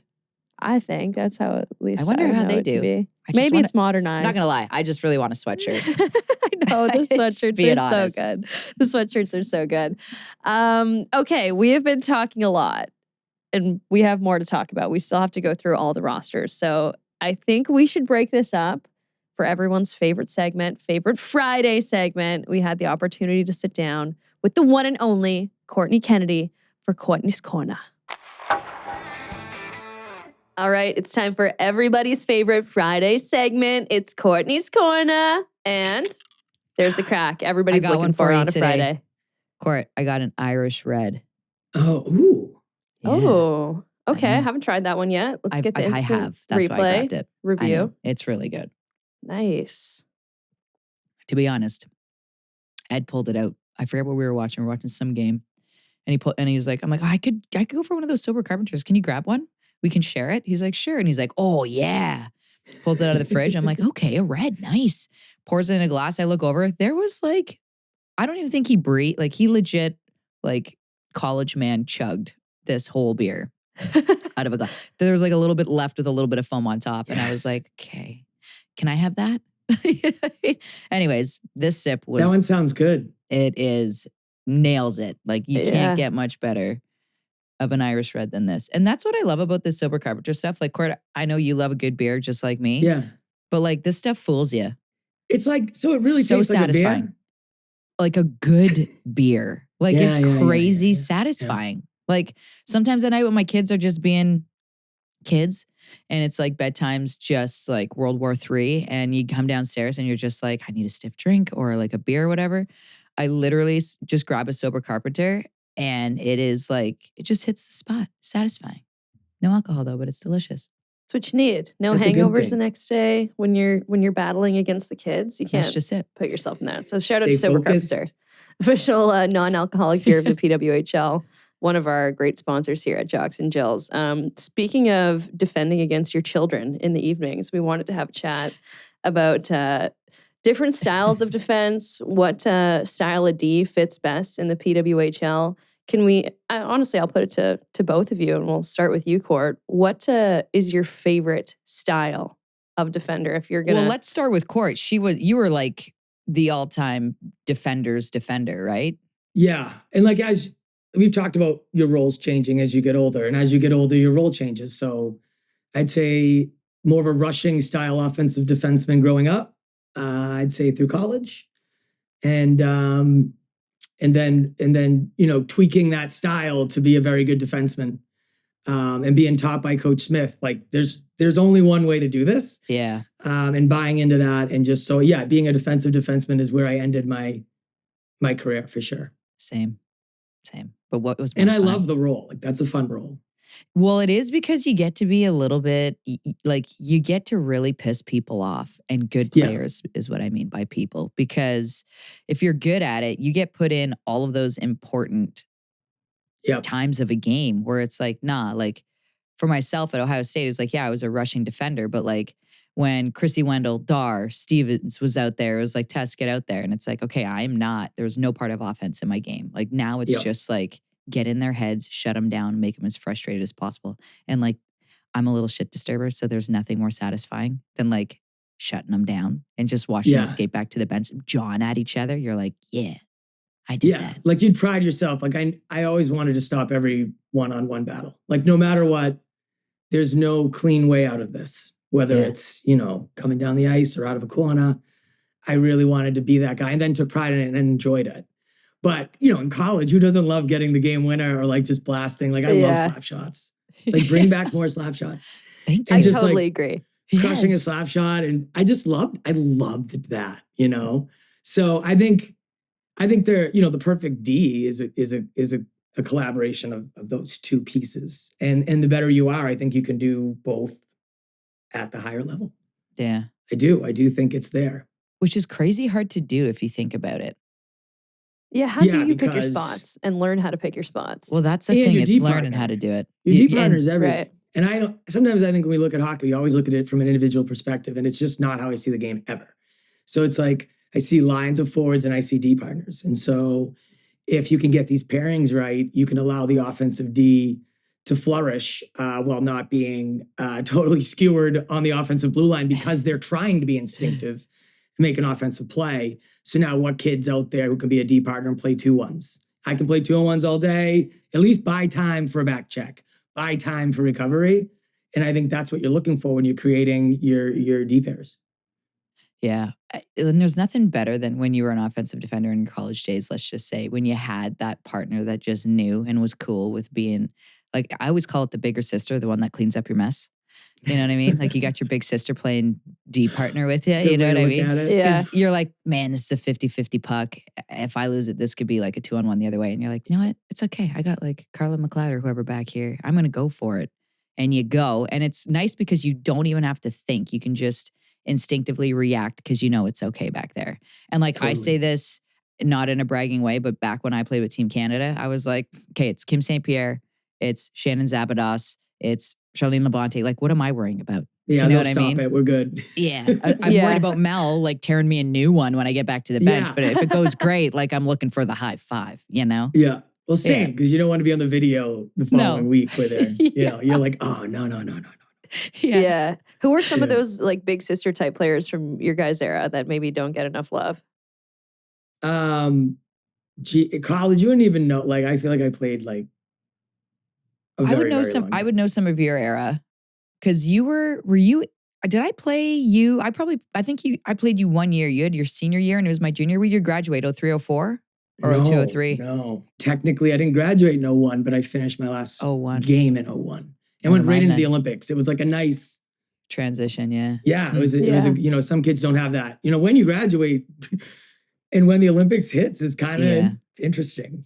One player that I loved watching play, not playing against. She never made, I always asked other players on the U.S. national team what the hell was going on and how this player wasn't on the team. But Blake Bolton, she works at Prime. Yeah. The NHL Prime. She was a hell of a player, man. And like playing against her, I was like, shoot me. Like she is so hard to play against. She's tough. She's got an edge. She can shoot.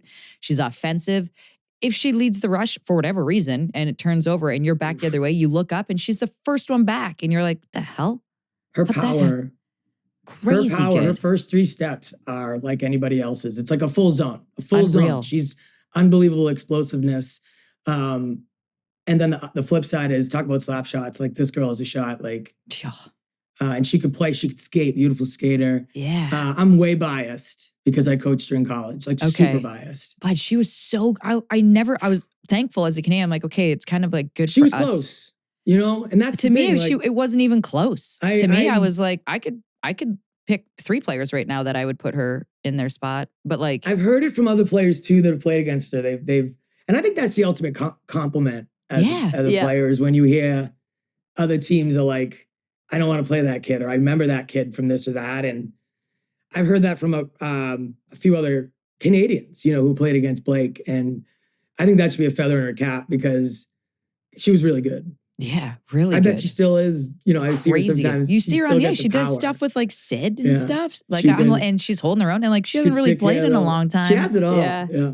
Do you know She what I does mean? have it all. She was great back in the day. Megan Mickelson on the Canadian side actually was a forward, and Mark Johnson turned her into a D. I didn't know that. Yeah. But the ultimate offensive defender I always found to be Catherine Ward. She was really like incognito on it. you? On the American side, She had the- yeah, She, was terrible. she was a terror to play. Like I remember being like, you can't cover her. No, That's she's such everywhere. a compliment. She's And really good. she's like ultra competitive. So like you Yeah. ain't beating her anywhere. Like Yeah, she's she's not good. losing a one-on-one battle ever. And on the American side, I always loved the way Caitlin Cahill played. She was detailed, quick feet, would skate with you. Very smart, very Yeah. very intelligent hockey player. So An intelligent person. She's a lawyer, right now? Yeah, yeah. Mhm. Like I have crazy conversations with her, successful. but I just kind of nod a lot. I'm like, yeah, same. But she's great. I played with her. I think what was that? Oh, I can't even remember, you guys. That's awful. But I played with KO. She's a very smart player. Nice Yeah. kid. Nice kid. Totally. In the league right now, one of my favorite defenders is Megan Keller, and you talk about slap shots and you want to bring the bomb back. I just want her to like unleash the boom More. all the time. If I was More. her coach, I would just be like, it is illegal for you to pass. You're not allowed I've been to pass. secretly sending him emails. We want more slap shots. Yes. Megan Keller, tee him up. Thank She- you. She her slap shot's unreal. And I don't even think she's shown us what she's got with it. No, thank you. Yeah, know, it's she's usually so- a snapshot like through Yeah. traffic. It's never the full bomb. Yeah. Something happened where people convinced, I don't know who it was in the NHL. Cody Franzen started in Toronto talking about it a lot, but I'm sure there was other ones around. Kind of like Letang-ish, where they like to like hang it out a little bit, and they just, because the whip on the stick, they lean on their stick and they practice like shooting it through tires and like all this stuff in practice. Yeah. And it caught on too much. And like It's the only thing now. Yeah. dude, it's brutal now because like I remember Angela Ruggiero tickling the ivory, waiting for a slap shot, and I'm tying someone up in front, and you could see the forward going like, no way. Like I'm out of the shooting lane. I am not blocking this thing. And you know it's coming. Yeah. And it's coming and everyone is fretting it. And Yeah. it's like the goalie's like, get out of the way, because they need to see it. You can't not see that thing because it's going in if she hits Yep. the net. And it's like, no one wants to get hit by it. So why don't we reintroduce that? That's where I'm at. Like you got these Yeah. wicked sticks now. Like we were lugging around 5-pound pieces of wood trying to make a slap shot. Now you Yep. guys got these things that basically does it for you. Lean into one, let Yep. someone get hit by it, and trust me, they're not going to want to do it again. If Like, they're going to I've- defend the dude, style I've people had a broken defend- shin pad from Rugger. Yeah. I Oh, have God. no She- interest she- in getting in the way of her shot ever in my life. Yeah. I had my leg, so you know, in between your skate and your shin pad on the side there, I've been Yes. hit there where my skin is busted open. I have like scars on the inside of my legs from getting hit by her shots and being injured. Like, bring that back. Yeah. Yeah. Yeah. Never mind feathering one through nice for a fluffy little rebound. Clear the front. You That's just where need I'm the at. versatility. Like you need the player needs to know it might. I might Right. rip this. I might take a slap shot. I might one tee it, but I also might collect it, gather it. So it's like your ability to read the scenario and then deliver Right. the correct tool for the scenario. And that's what I think great players can do that. And for Yeah. Meg, I want her to have more permission to just unload. I'd rather make the mistake of hitting bodies until the comfortability comes back. Yeah. And now people are like, dude, like the pregame hey, Keller's going to tee it up. You're going to have to block it. Jeez, I have to block that. yeah. And I just think that banter gets it kind of going a little bit. And she definitely has the ability to do it. Totally. And then on the other side, like the seeing eye shot is a weapon. Like I'm not hating on it. Cause like if you can get one through there, which Catherine Ward, by the way, was really good at this. It's like, man, as a defender, it's like, I got to pick up sticks and clear out because this thing is landing in a perfect rebound spot. Yes. And if you don't have body position on your guy, forget it, because they're going to spin and hit. Yeah, totally. I think Ella Shelton is by far my favorite defender. And I don't want to say by far because I do love Megan Keller, but as an offensive defender and a solid defender in total. I think she's very well-rounded. And I love watching her play. I feel like she's got a real good sense of what I struggled with a lot when I played was knowing when to go, like you said, Julia, and knowing when not to go. I feel like Ella Shelton has that, her processing unit in her brain is like dialed. Yeah. Anyone else you can think of? Shelton, just to piggyback on that, like her compete, because she's in that top 4 group of points, Shelton, right? Like she's in that top of those group. I do like her more as a defensive style defenseman, but I always like her instincts. I always think they're spot on. And I think that's helpful for others to read off of too. It's not like she's just making things up as she goes. Right. I find it, I can understand what she's doing with it and we can fly and play together. I definitely, I have my favorites in terms of, Barnesy, like Kayla Barnes. I think that kid plays like a bulldog. Very hard to beat her, like really, really hard to beat her. Her work on the blue line's fantastic. She can get a puck through. Not a crazy slap shot, but she'll slice it through. She'll take advantage of what's there. But I really like her defensive game. I really like Barnesy's defensive game. So I'm kind of excited to see what she does. What is it? Big number 88. Savalainen. Savalainen on Ottawa. Yeah, she's awesome. She's one of my favorite D. I think she's, I just think she's a really good defenseman. I think she's big. I think she knows how to keep you on the outside. She was first. Last year was her first year, correct? Yep. So like, I'm very excited to see what she becomes, but that's a player I'd want to hang on to. I think she plays the game right. I'd like to work with a kid like that. Like that's a kid you want to develop and keep going with because I think she's a really good D. I think she's a very good D. Yeah. And I still have my favorites in, and I'm excited to see them play this year. But like Ambrose, like I hate playing against her. Yeah. Not as a player, excuse me, as a coach. I don't like when she's on the ice. When we're sustained ozone pressure for a while, she just stops things. Yeah. Frustrates you. Yeah. Larock does the same thing. I can't stand playing them. Now, what happens this year? How are they? I don't know, but those are players like when I flash, like I got to have nightmares from the 22 Olympics with those 2D, just because I think they're so good at shutting down immediate, crazy, dangerous things. Right. So alarm system goes off and their instinct is usually spot on. Yeah. Yeah. Those are like the definition of those big sister players you were talking about. Those are the two modern. Lee, I was going to go there. Yes. My God, so right. I should have said it. Steckline, like, what a great player, and she can score from the blue line. Yeah, she was ripping it in the postseason last year and headed into the playoffs. She scored. Yeah, she scored this preseason. She got one already. She's a sniper all of a sudden. What happened? She's good. You know who else I'm excited to see develop this year and take their game to another level because I'm already a fan of them when they play on the national team is Rory Gilday. Yeah. Oh, God, I don't think she's scratched her ceiling. I don't even think she's close to it. I agree with you. I agree with you 100%, Tessa. Yeah. Because she already comes equipped with understanding defense. Like just, she gets D, heels to net, knows how to play D. Yeah. Imagine as she keeps going with the reps she's going to get in the pro league. I'm very excited for a player like that. But what she was able to do at Cornell and just like a lot of times you see that team goes pretty far and you just watch her in these big end of the year games. And I don't know. I always like her. Big, strong body. Yeah. And I don't think she gets enough love sometimes because it's like. But I think she's okay with that. And you know what? That's my favorite kind of D. Like that's in my decor. I want that kid in my decor because I can trust her. I think she's going to get better. I think she's going to do it for her teammate. Yeah. Yeah. Imagine her and Rania out there. Oh, yeah. It's going to be a beautiful thing for Ottawa's going to be happy. For Ottawa. Yeah. Very happy. Yeah, that'll be a fun little.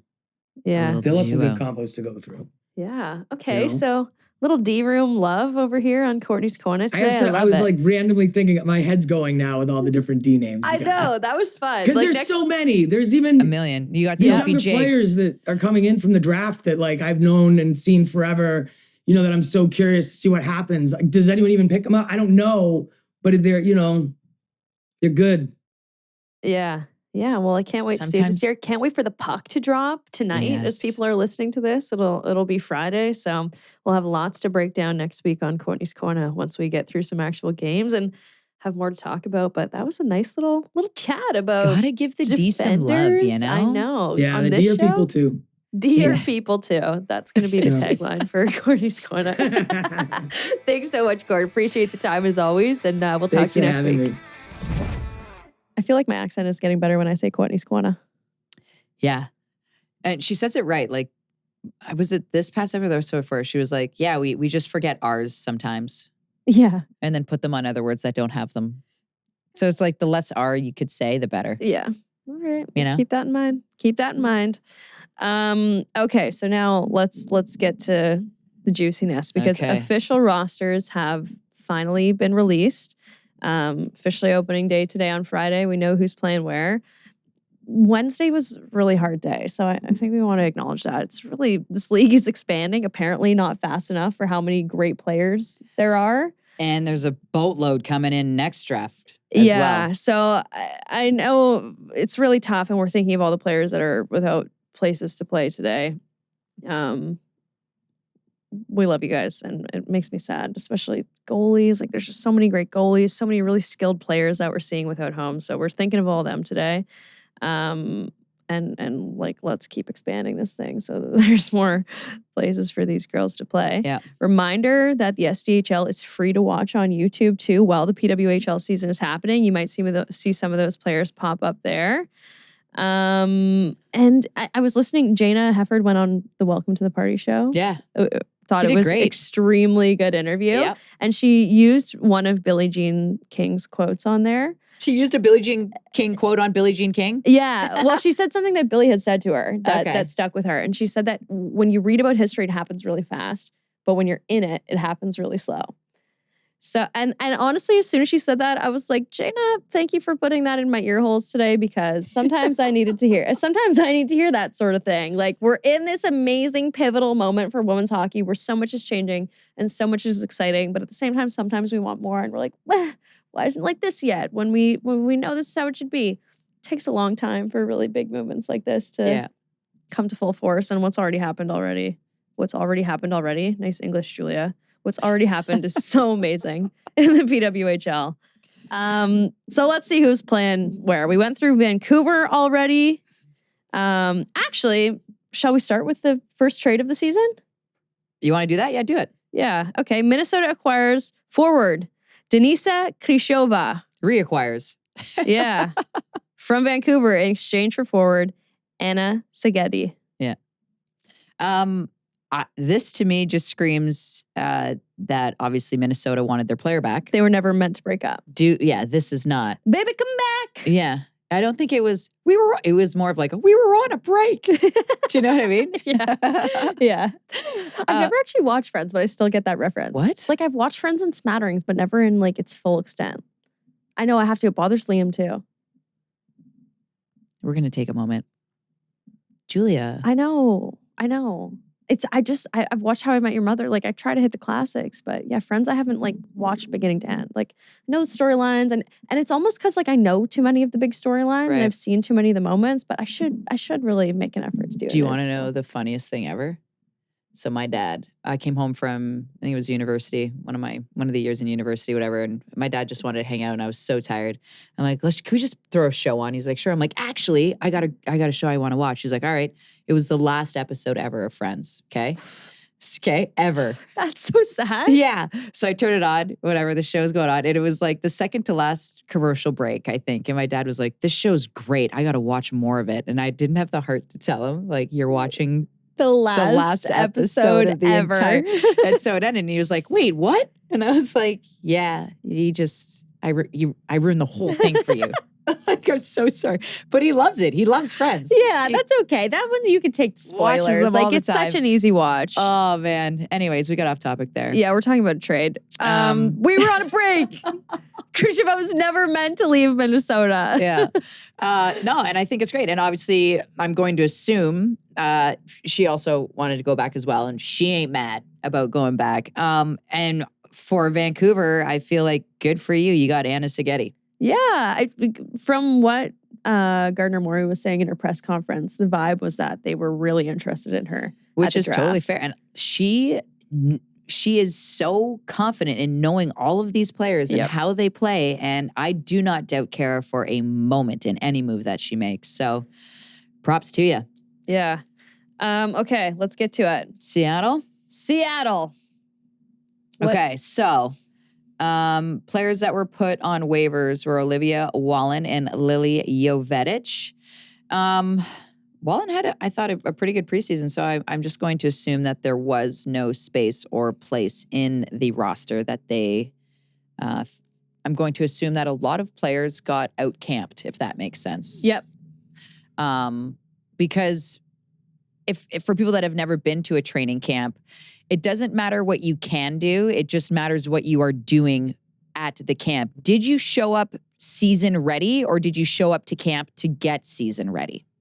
Right? And I'm not saying that's what happened here. I'm just saying this is what comes into play a lot of the times. And then other times it just has to do with familiarity. Yep.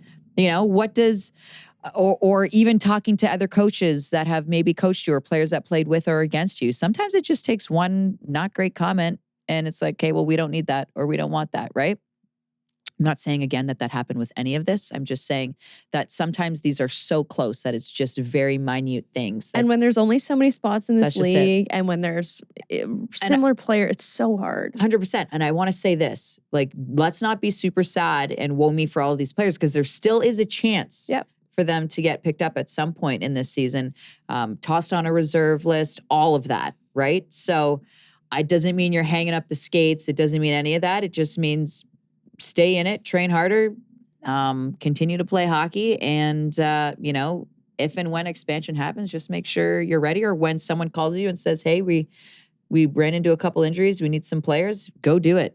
But yeah, nothing on this really surprises me. I will say nothing on their roster surprises me. Everybody on forwards made the team that I fully expected to. Serdachny, Gosling, Agia. I love that the first three names that I read were all players that are much taller than me and stronger than me. Yeah. Because like that's what this team is. I feel like it's a heavy team. Yeah. Brute force with a lot of skill. And then I look at Bilka and I'm like, yeah, not brute force, but ton of skill. Yeah, but so Bilka's the type of player that I love. So I used to play hockey with and against a guy named Matt Carboni. And he was probably maybe 5'9". Skinny, not a big dude. But no one messed with him because if they did, he would shy away from like knocking your teeth out with a stick. Wires cross? Yeah. Is Bilka wires cross? I don't think she's wired cross, but she's like gritty. Like she's like Murphy. Like she'll go at you. Right. She's not scared of anybody. And I like that. She's got that edge to her. So I put Bilka in like that category. Yeah. More of a bully than someone, you know what I mean? Like she'll come at you before you come at her. Yeah, I love that. Me too. And this back end, I mean, Teralova, Barnes, there's our bad girl, Emily Brown. Yeah. Keppel, I love. Megan Carter, I can't wait for Megan Carter to play season 2 because I know she missed a lot of season 1. And I was wildly impressed when she stepped in on that battle on Bay Street as her first game. Like she had been playing all season long, like didn't miss a stride. No one in that rink even realized, I don't even think that was her first game. And my jaw was just constantly dragging on the floor that whole game. Just wildly impressed with her. I cannot wait to see her season 2. The physicality that she plays with, it's like toes the line, if that makes sense, where she doesn't cross it, but man, she makes you feel it. And just the steady Eddie defensive play that she's got just sings to my heart. Yeah, me too. Okay, so that's where we land on the Seattle Torrent opening night roster. I was going to do Minnesota next, but I think we should do Ottawa next, actually.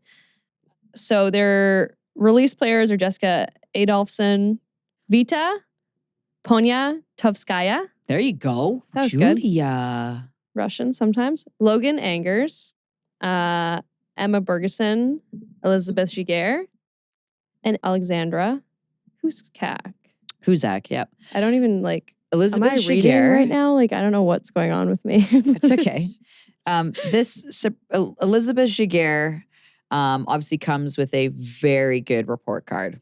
Yeah, what a resume. Right? And this just feels like, they had an idea of a position that they wanted her to play. And I feel like they didn't want to put her in a spot where it's almost like in the NHL when you call up the top goal scorer from the AHL and then you make them play on the fourth line. There's nothing more frustrating than that. Yeah.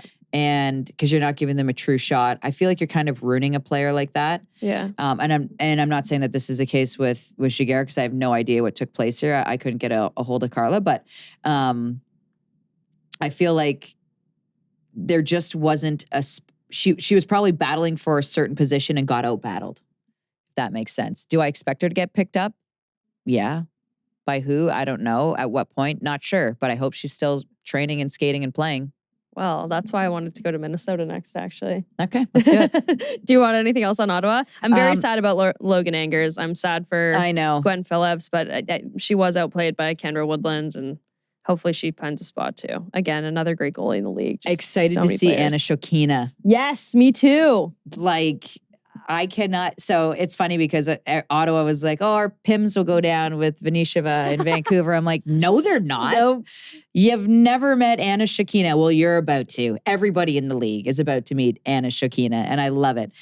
Everyone's going to really catch on that I like players that play angry and have a chip on their shoulder. I feel like everyone's caught on to that. Gonna catch on. It's She's crazy. one of those. And then their back end just looks beautiful. Like Jocelyn Larocque, Rory Gilday, that is just solid defenders. Stephanie Markowski, I think, is going to have a really good year in the league this year as a defender. I'm excited to watch how she grows into the PWHL style of play, if you will. I find year one is always like when you see someone and you're like, okay, oh yeah, they're doing really well. That means next year is going to be It's going to go for crazy. them. Yeah. Hobson, Sam Isbell, I love that she made this roster. I know she's a Me too. T-Bay girl. Yeah. Good for her. And then obviously our girl Rania that we talked about in this episode. Rania. Such a good handle too. Rania Savalainen. Like that's just a defender name. Yeah. And I felt like she played with confidence last year and like wasn't scared to do things. And I feel like this year that's just going to step up as well with, I don't even want to say more control, but more precision. Yeah. Yeah. And it almost didn't like fully take center stage until the second half of the season last year. That's actually very true. So pumped to see that. They've only got one player on reserve. It's Olivia Wallen, who was released from Seattle. So it'll be interesting to see what happens with the remainder of Ottawa's reserve spots. Yeah. Look how many papers I have in front of me. I feel like Carlo Koliakova when I used to host junior hockey with him. He was insane. He'd have papers. This is like SportsCenter papers. But I was organized when I'd have sport. I had a pretty good system. Do you know now who didn't? And it's chaos, is Jen Hedger, and she's the OG of boss. Of course. Jen Hedger doesn't even need papers, though. That's true. The Minnesota Frost. They are the team that picked up Elizabeth Giguère. But as a reserve. The reserve, yeah. But it's something about Minnesota to me is like, Minnesota will make you pay. If you make a call, Minnesota will make you pay. That's fair. And I don't know if this will be a call that they make Ottawa pay with. But I think Minnesota just likes to make teams pay, and this would be an opportunity to do that. And I you know what? I think too that Ken Klee is really good at figuring out what a player is good at and feeding into that, and building confidence off of that, and giving them space to be the player that they want to be, but also like holding them to a role, if that makes sense. Like, I don't know. He's got a unique coaching way about him that a lot of the players vibe with and jive with. And, a lot of them were successful under him, and Brooke McQuigg and Liz Shepard. He talks wonders about the players like that. But on the flip side of the coin, they speak, almost more highly of him and what they do for his game and how they loved playing under him. So I feel like there's a growth moment here for Giguère that's going to take place. And like you said, Minnesota always finds a way to make you pay, so this might come full circle at some point. Just a move that, just a little snaky one that you might want to put a star beside, I feel like. You just never know what happens with this Minnesota team. Yeah. Anything else pop off the page to you there? No, I like to see that Kendall Cooper on the back end there for them. Lee Steckline. I love Madison Bazal back in the league. She went to the SDHL last year. She was in Montreal, I believe, year one. Love to see her, back in the P-Dub playing for the Frost. What a good team for her to be under, and playing playing with all of these great players. May Batherson, I'm excited for her season this year. I don't know what it is, but She's got swagger to her in preseason Yes. somehow. I don't know what it is. I like I it. agree. Yeah. But you know what? Sometimes you just, because think about it. There was Sophie Jakes, there was Channell-Watkins, and there was Claire. right. So it's like, it's a lot of that's space. a lot of space that was being taken up. You know, a lot of air in the room that was being sucked in. Now it's just like, you know, she could do snow angels in the middle of the room, and there's lots of space for May Batherson. I feel like she's just, you know, grabbing the bull by the horns and running with it. Yeah, I agree. Yeah. Toronto. Not a ton of movement in Toronto around this finalization of rosters. Now, Toronto, I think Troy and Gina have a style of a team that they like, and they've stayed within this style, but I feel like they've gotten their depth has gotten better.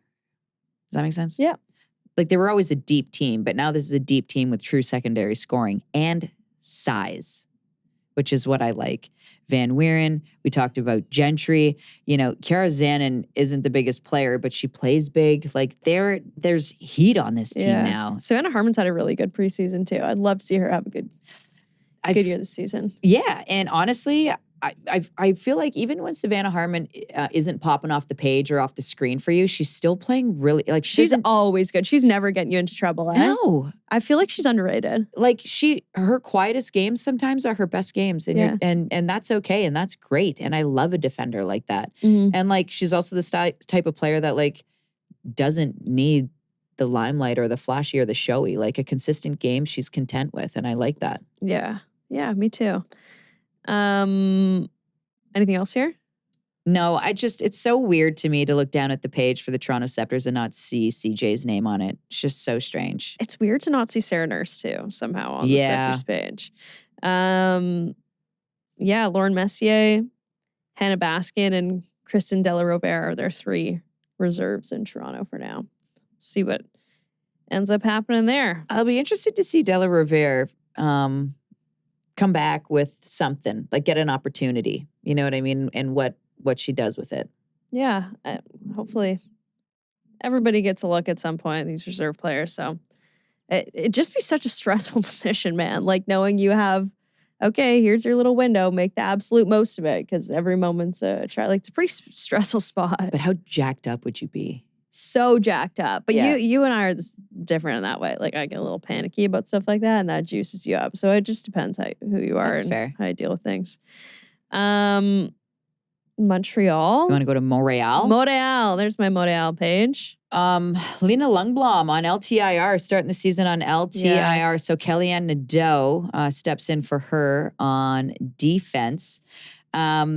I also find it so strange to see Maggie Flaherty's name on defense with this team, which to me, it's like, that's cool. Yeah, it's I mean, weird. it is, but it's nice. Digi's going to do great. Nicole Gosling, I'm so excited to watch her on the PP. For whatever reason, I feel like some players just have a knack for making things work and click.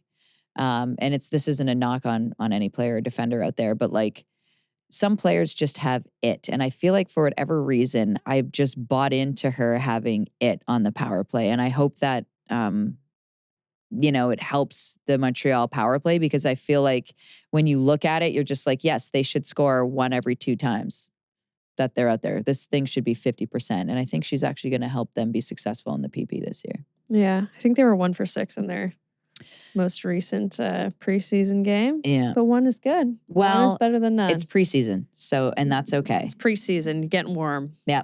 I'm excited to see how Scams fits into Yes. all of this.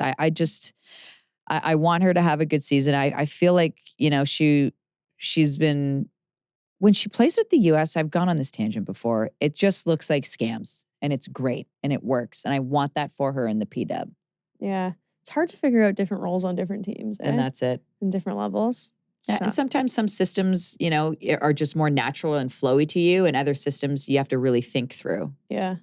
I'm really excited to see Natalie Malinkova as well in the Yeah. PWHL. Like I think that her game is going to translate really well to the pros. Look, this team got deep, and you kind of touched on a little bit where it's like the secondary scoring aspect, I feel, is more natural. It's not going to be forced where it's like, could somebody just score for us? And it's like now they have more of a natural flow to the secondary scoring where these players aren't going to feel like, oh my gosh, I have to try and do something, where it's like, no, I'm going to go score now. Yeah. Do you know what I mean? Like, this is my job. I know how to do this. I am going to do this.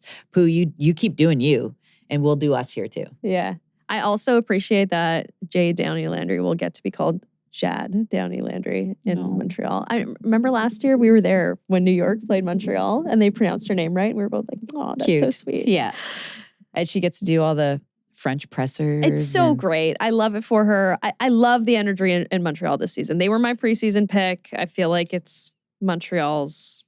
You think it's the year? It feels like Montreal's music. That's what I said to start the season. I'm going to stick with it. Wow. The Boston Fleet. They probably had the most surprising waiver. Can I say waiver wire? I have no idea. They had the most surprising amount, or not amount, but the players that they released were the most surprising. Yeah. When we spoke with Maureen Murphy, we were like, yo, you jelly that Chloe and Alina are probably going to be playing together again? Well, we were wrong. Yeah. Because Chloe Arard was placed on waivers. Obviously, what we thought and the position we thought she was going to be in wasn't where they saw her fit on this team, and potentially outworked for a position, which is, like we mentioned, happens in these tryouts. That said, good for the players that showed up and went to go do work. We talked about Abby Newhook with Courtney on Courtney's Cornah last week, and how threatening a good shot could be. I'm excited to see how, she fits into this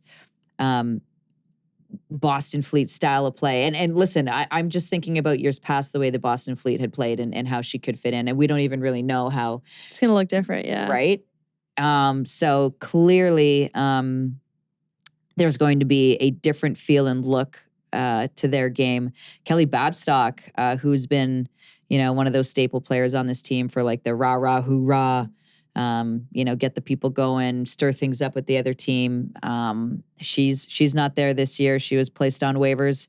I'm excited to see Zoe Boyd, as much as we talked about, how strange it's going to be to see Abby Rock in a Montreal jersey. Zoe Boyd in green to me is odd. It's a little crazy, but I don't know. Maybe green is her color because it's worked so well. It's just been such a seamless transition in my mind, and how she's kind of fit in that with that group. I don't know. Totally.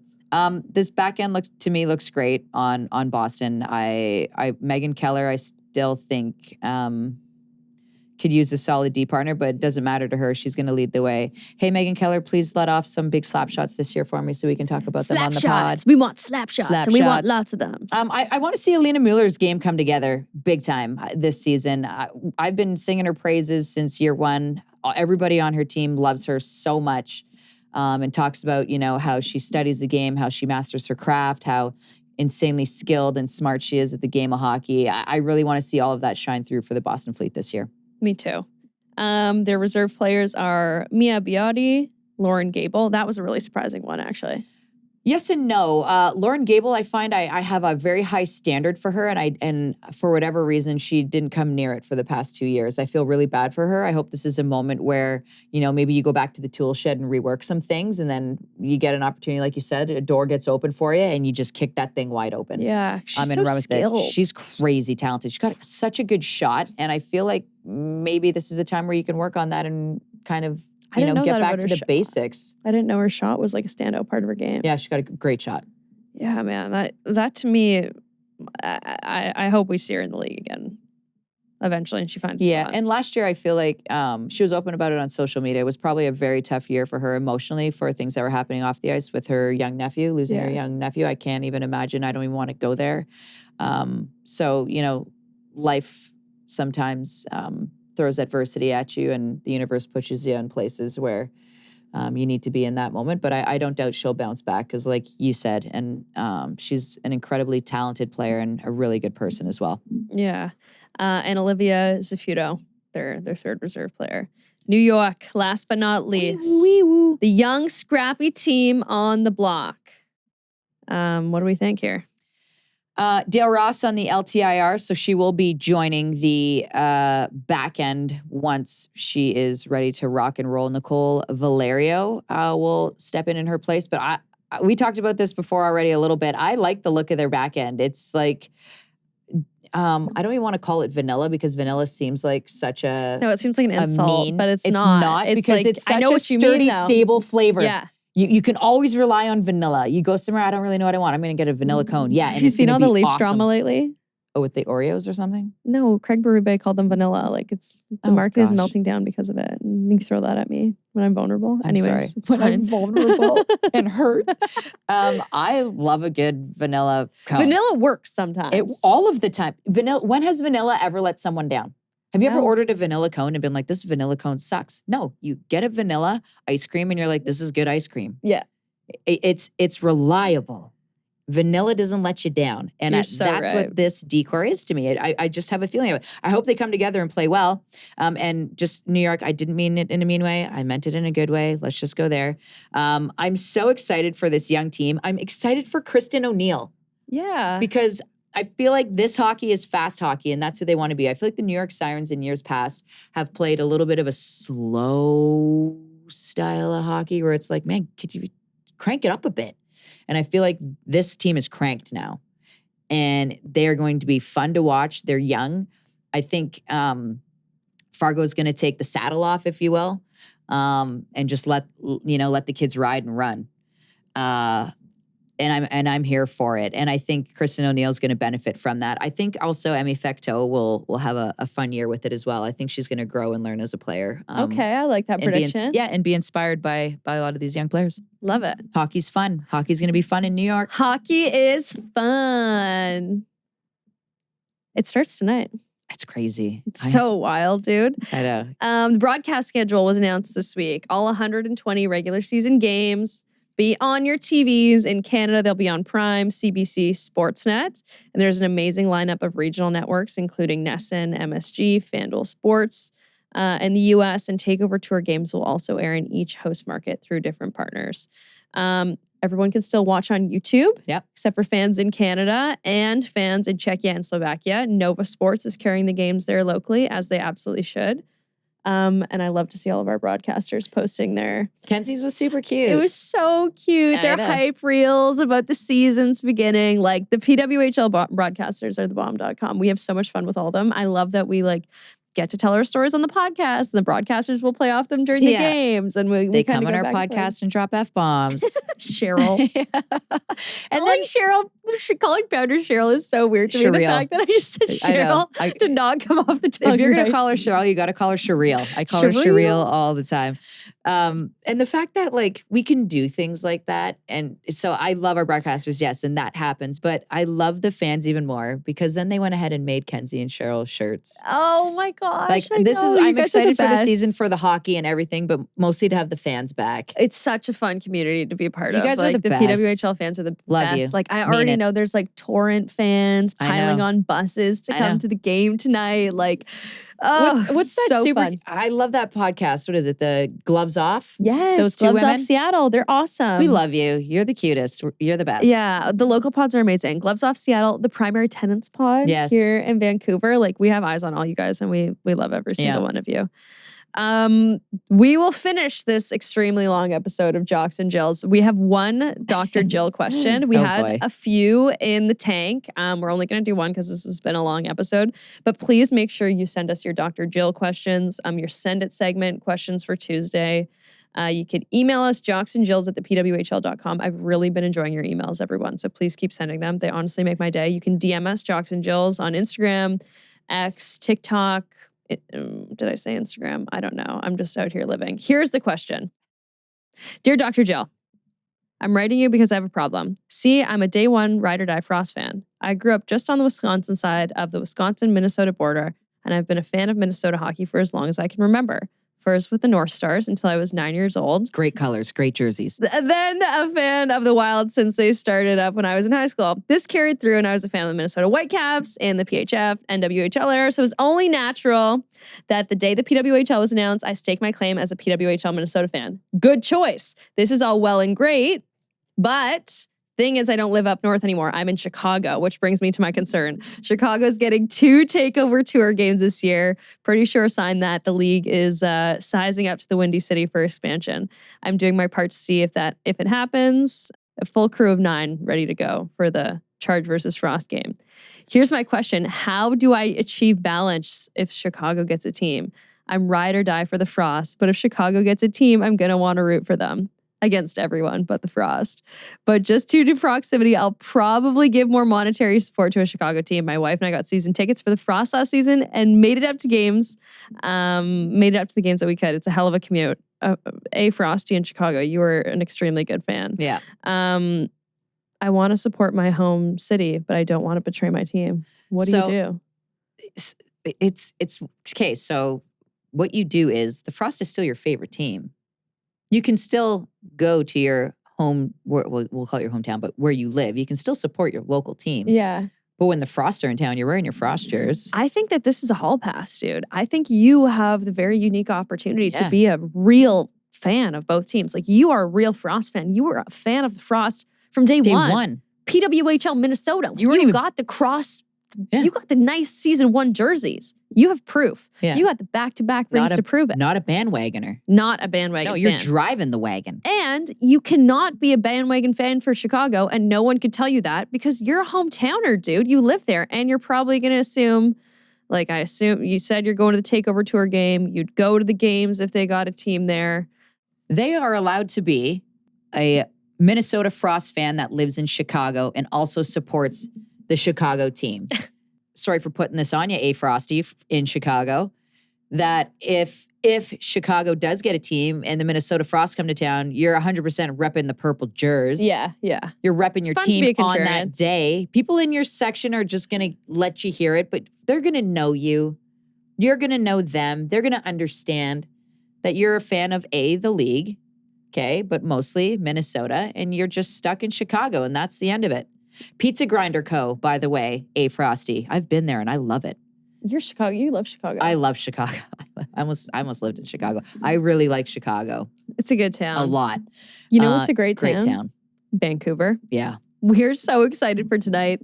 Happy opening day of the PWHL season. Season 3, it doesn't feel real. Like we have so many of these little moments where we're here sitting, getting emotional, but I will never ever forget day 1 of the PWHL, Mattamy Athletic Center, January 1. It feels like a million freaking years ago now. It's like when someone's like, oh, how old's your kid? And they're like, you're like 3 going on 23. Yeah. That's what it feels like. Yeah, but also like, so much has happened in the last 3 years. So much has changed. Like, we've come a really far ways and obviously a long way to go, but really happy to be on the journey with all of you. And thank you all for being on it with us and our late night recording and our silliness and my inability to speak English occasionally, even though I host a podcast, you know, we're all doing our best. Enjoy the season, everyone. Happy opening day. We love you guys.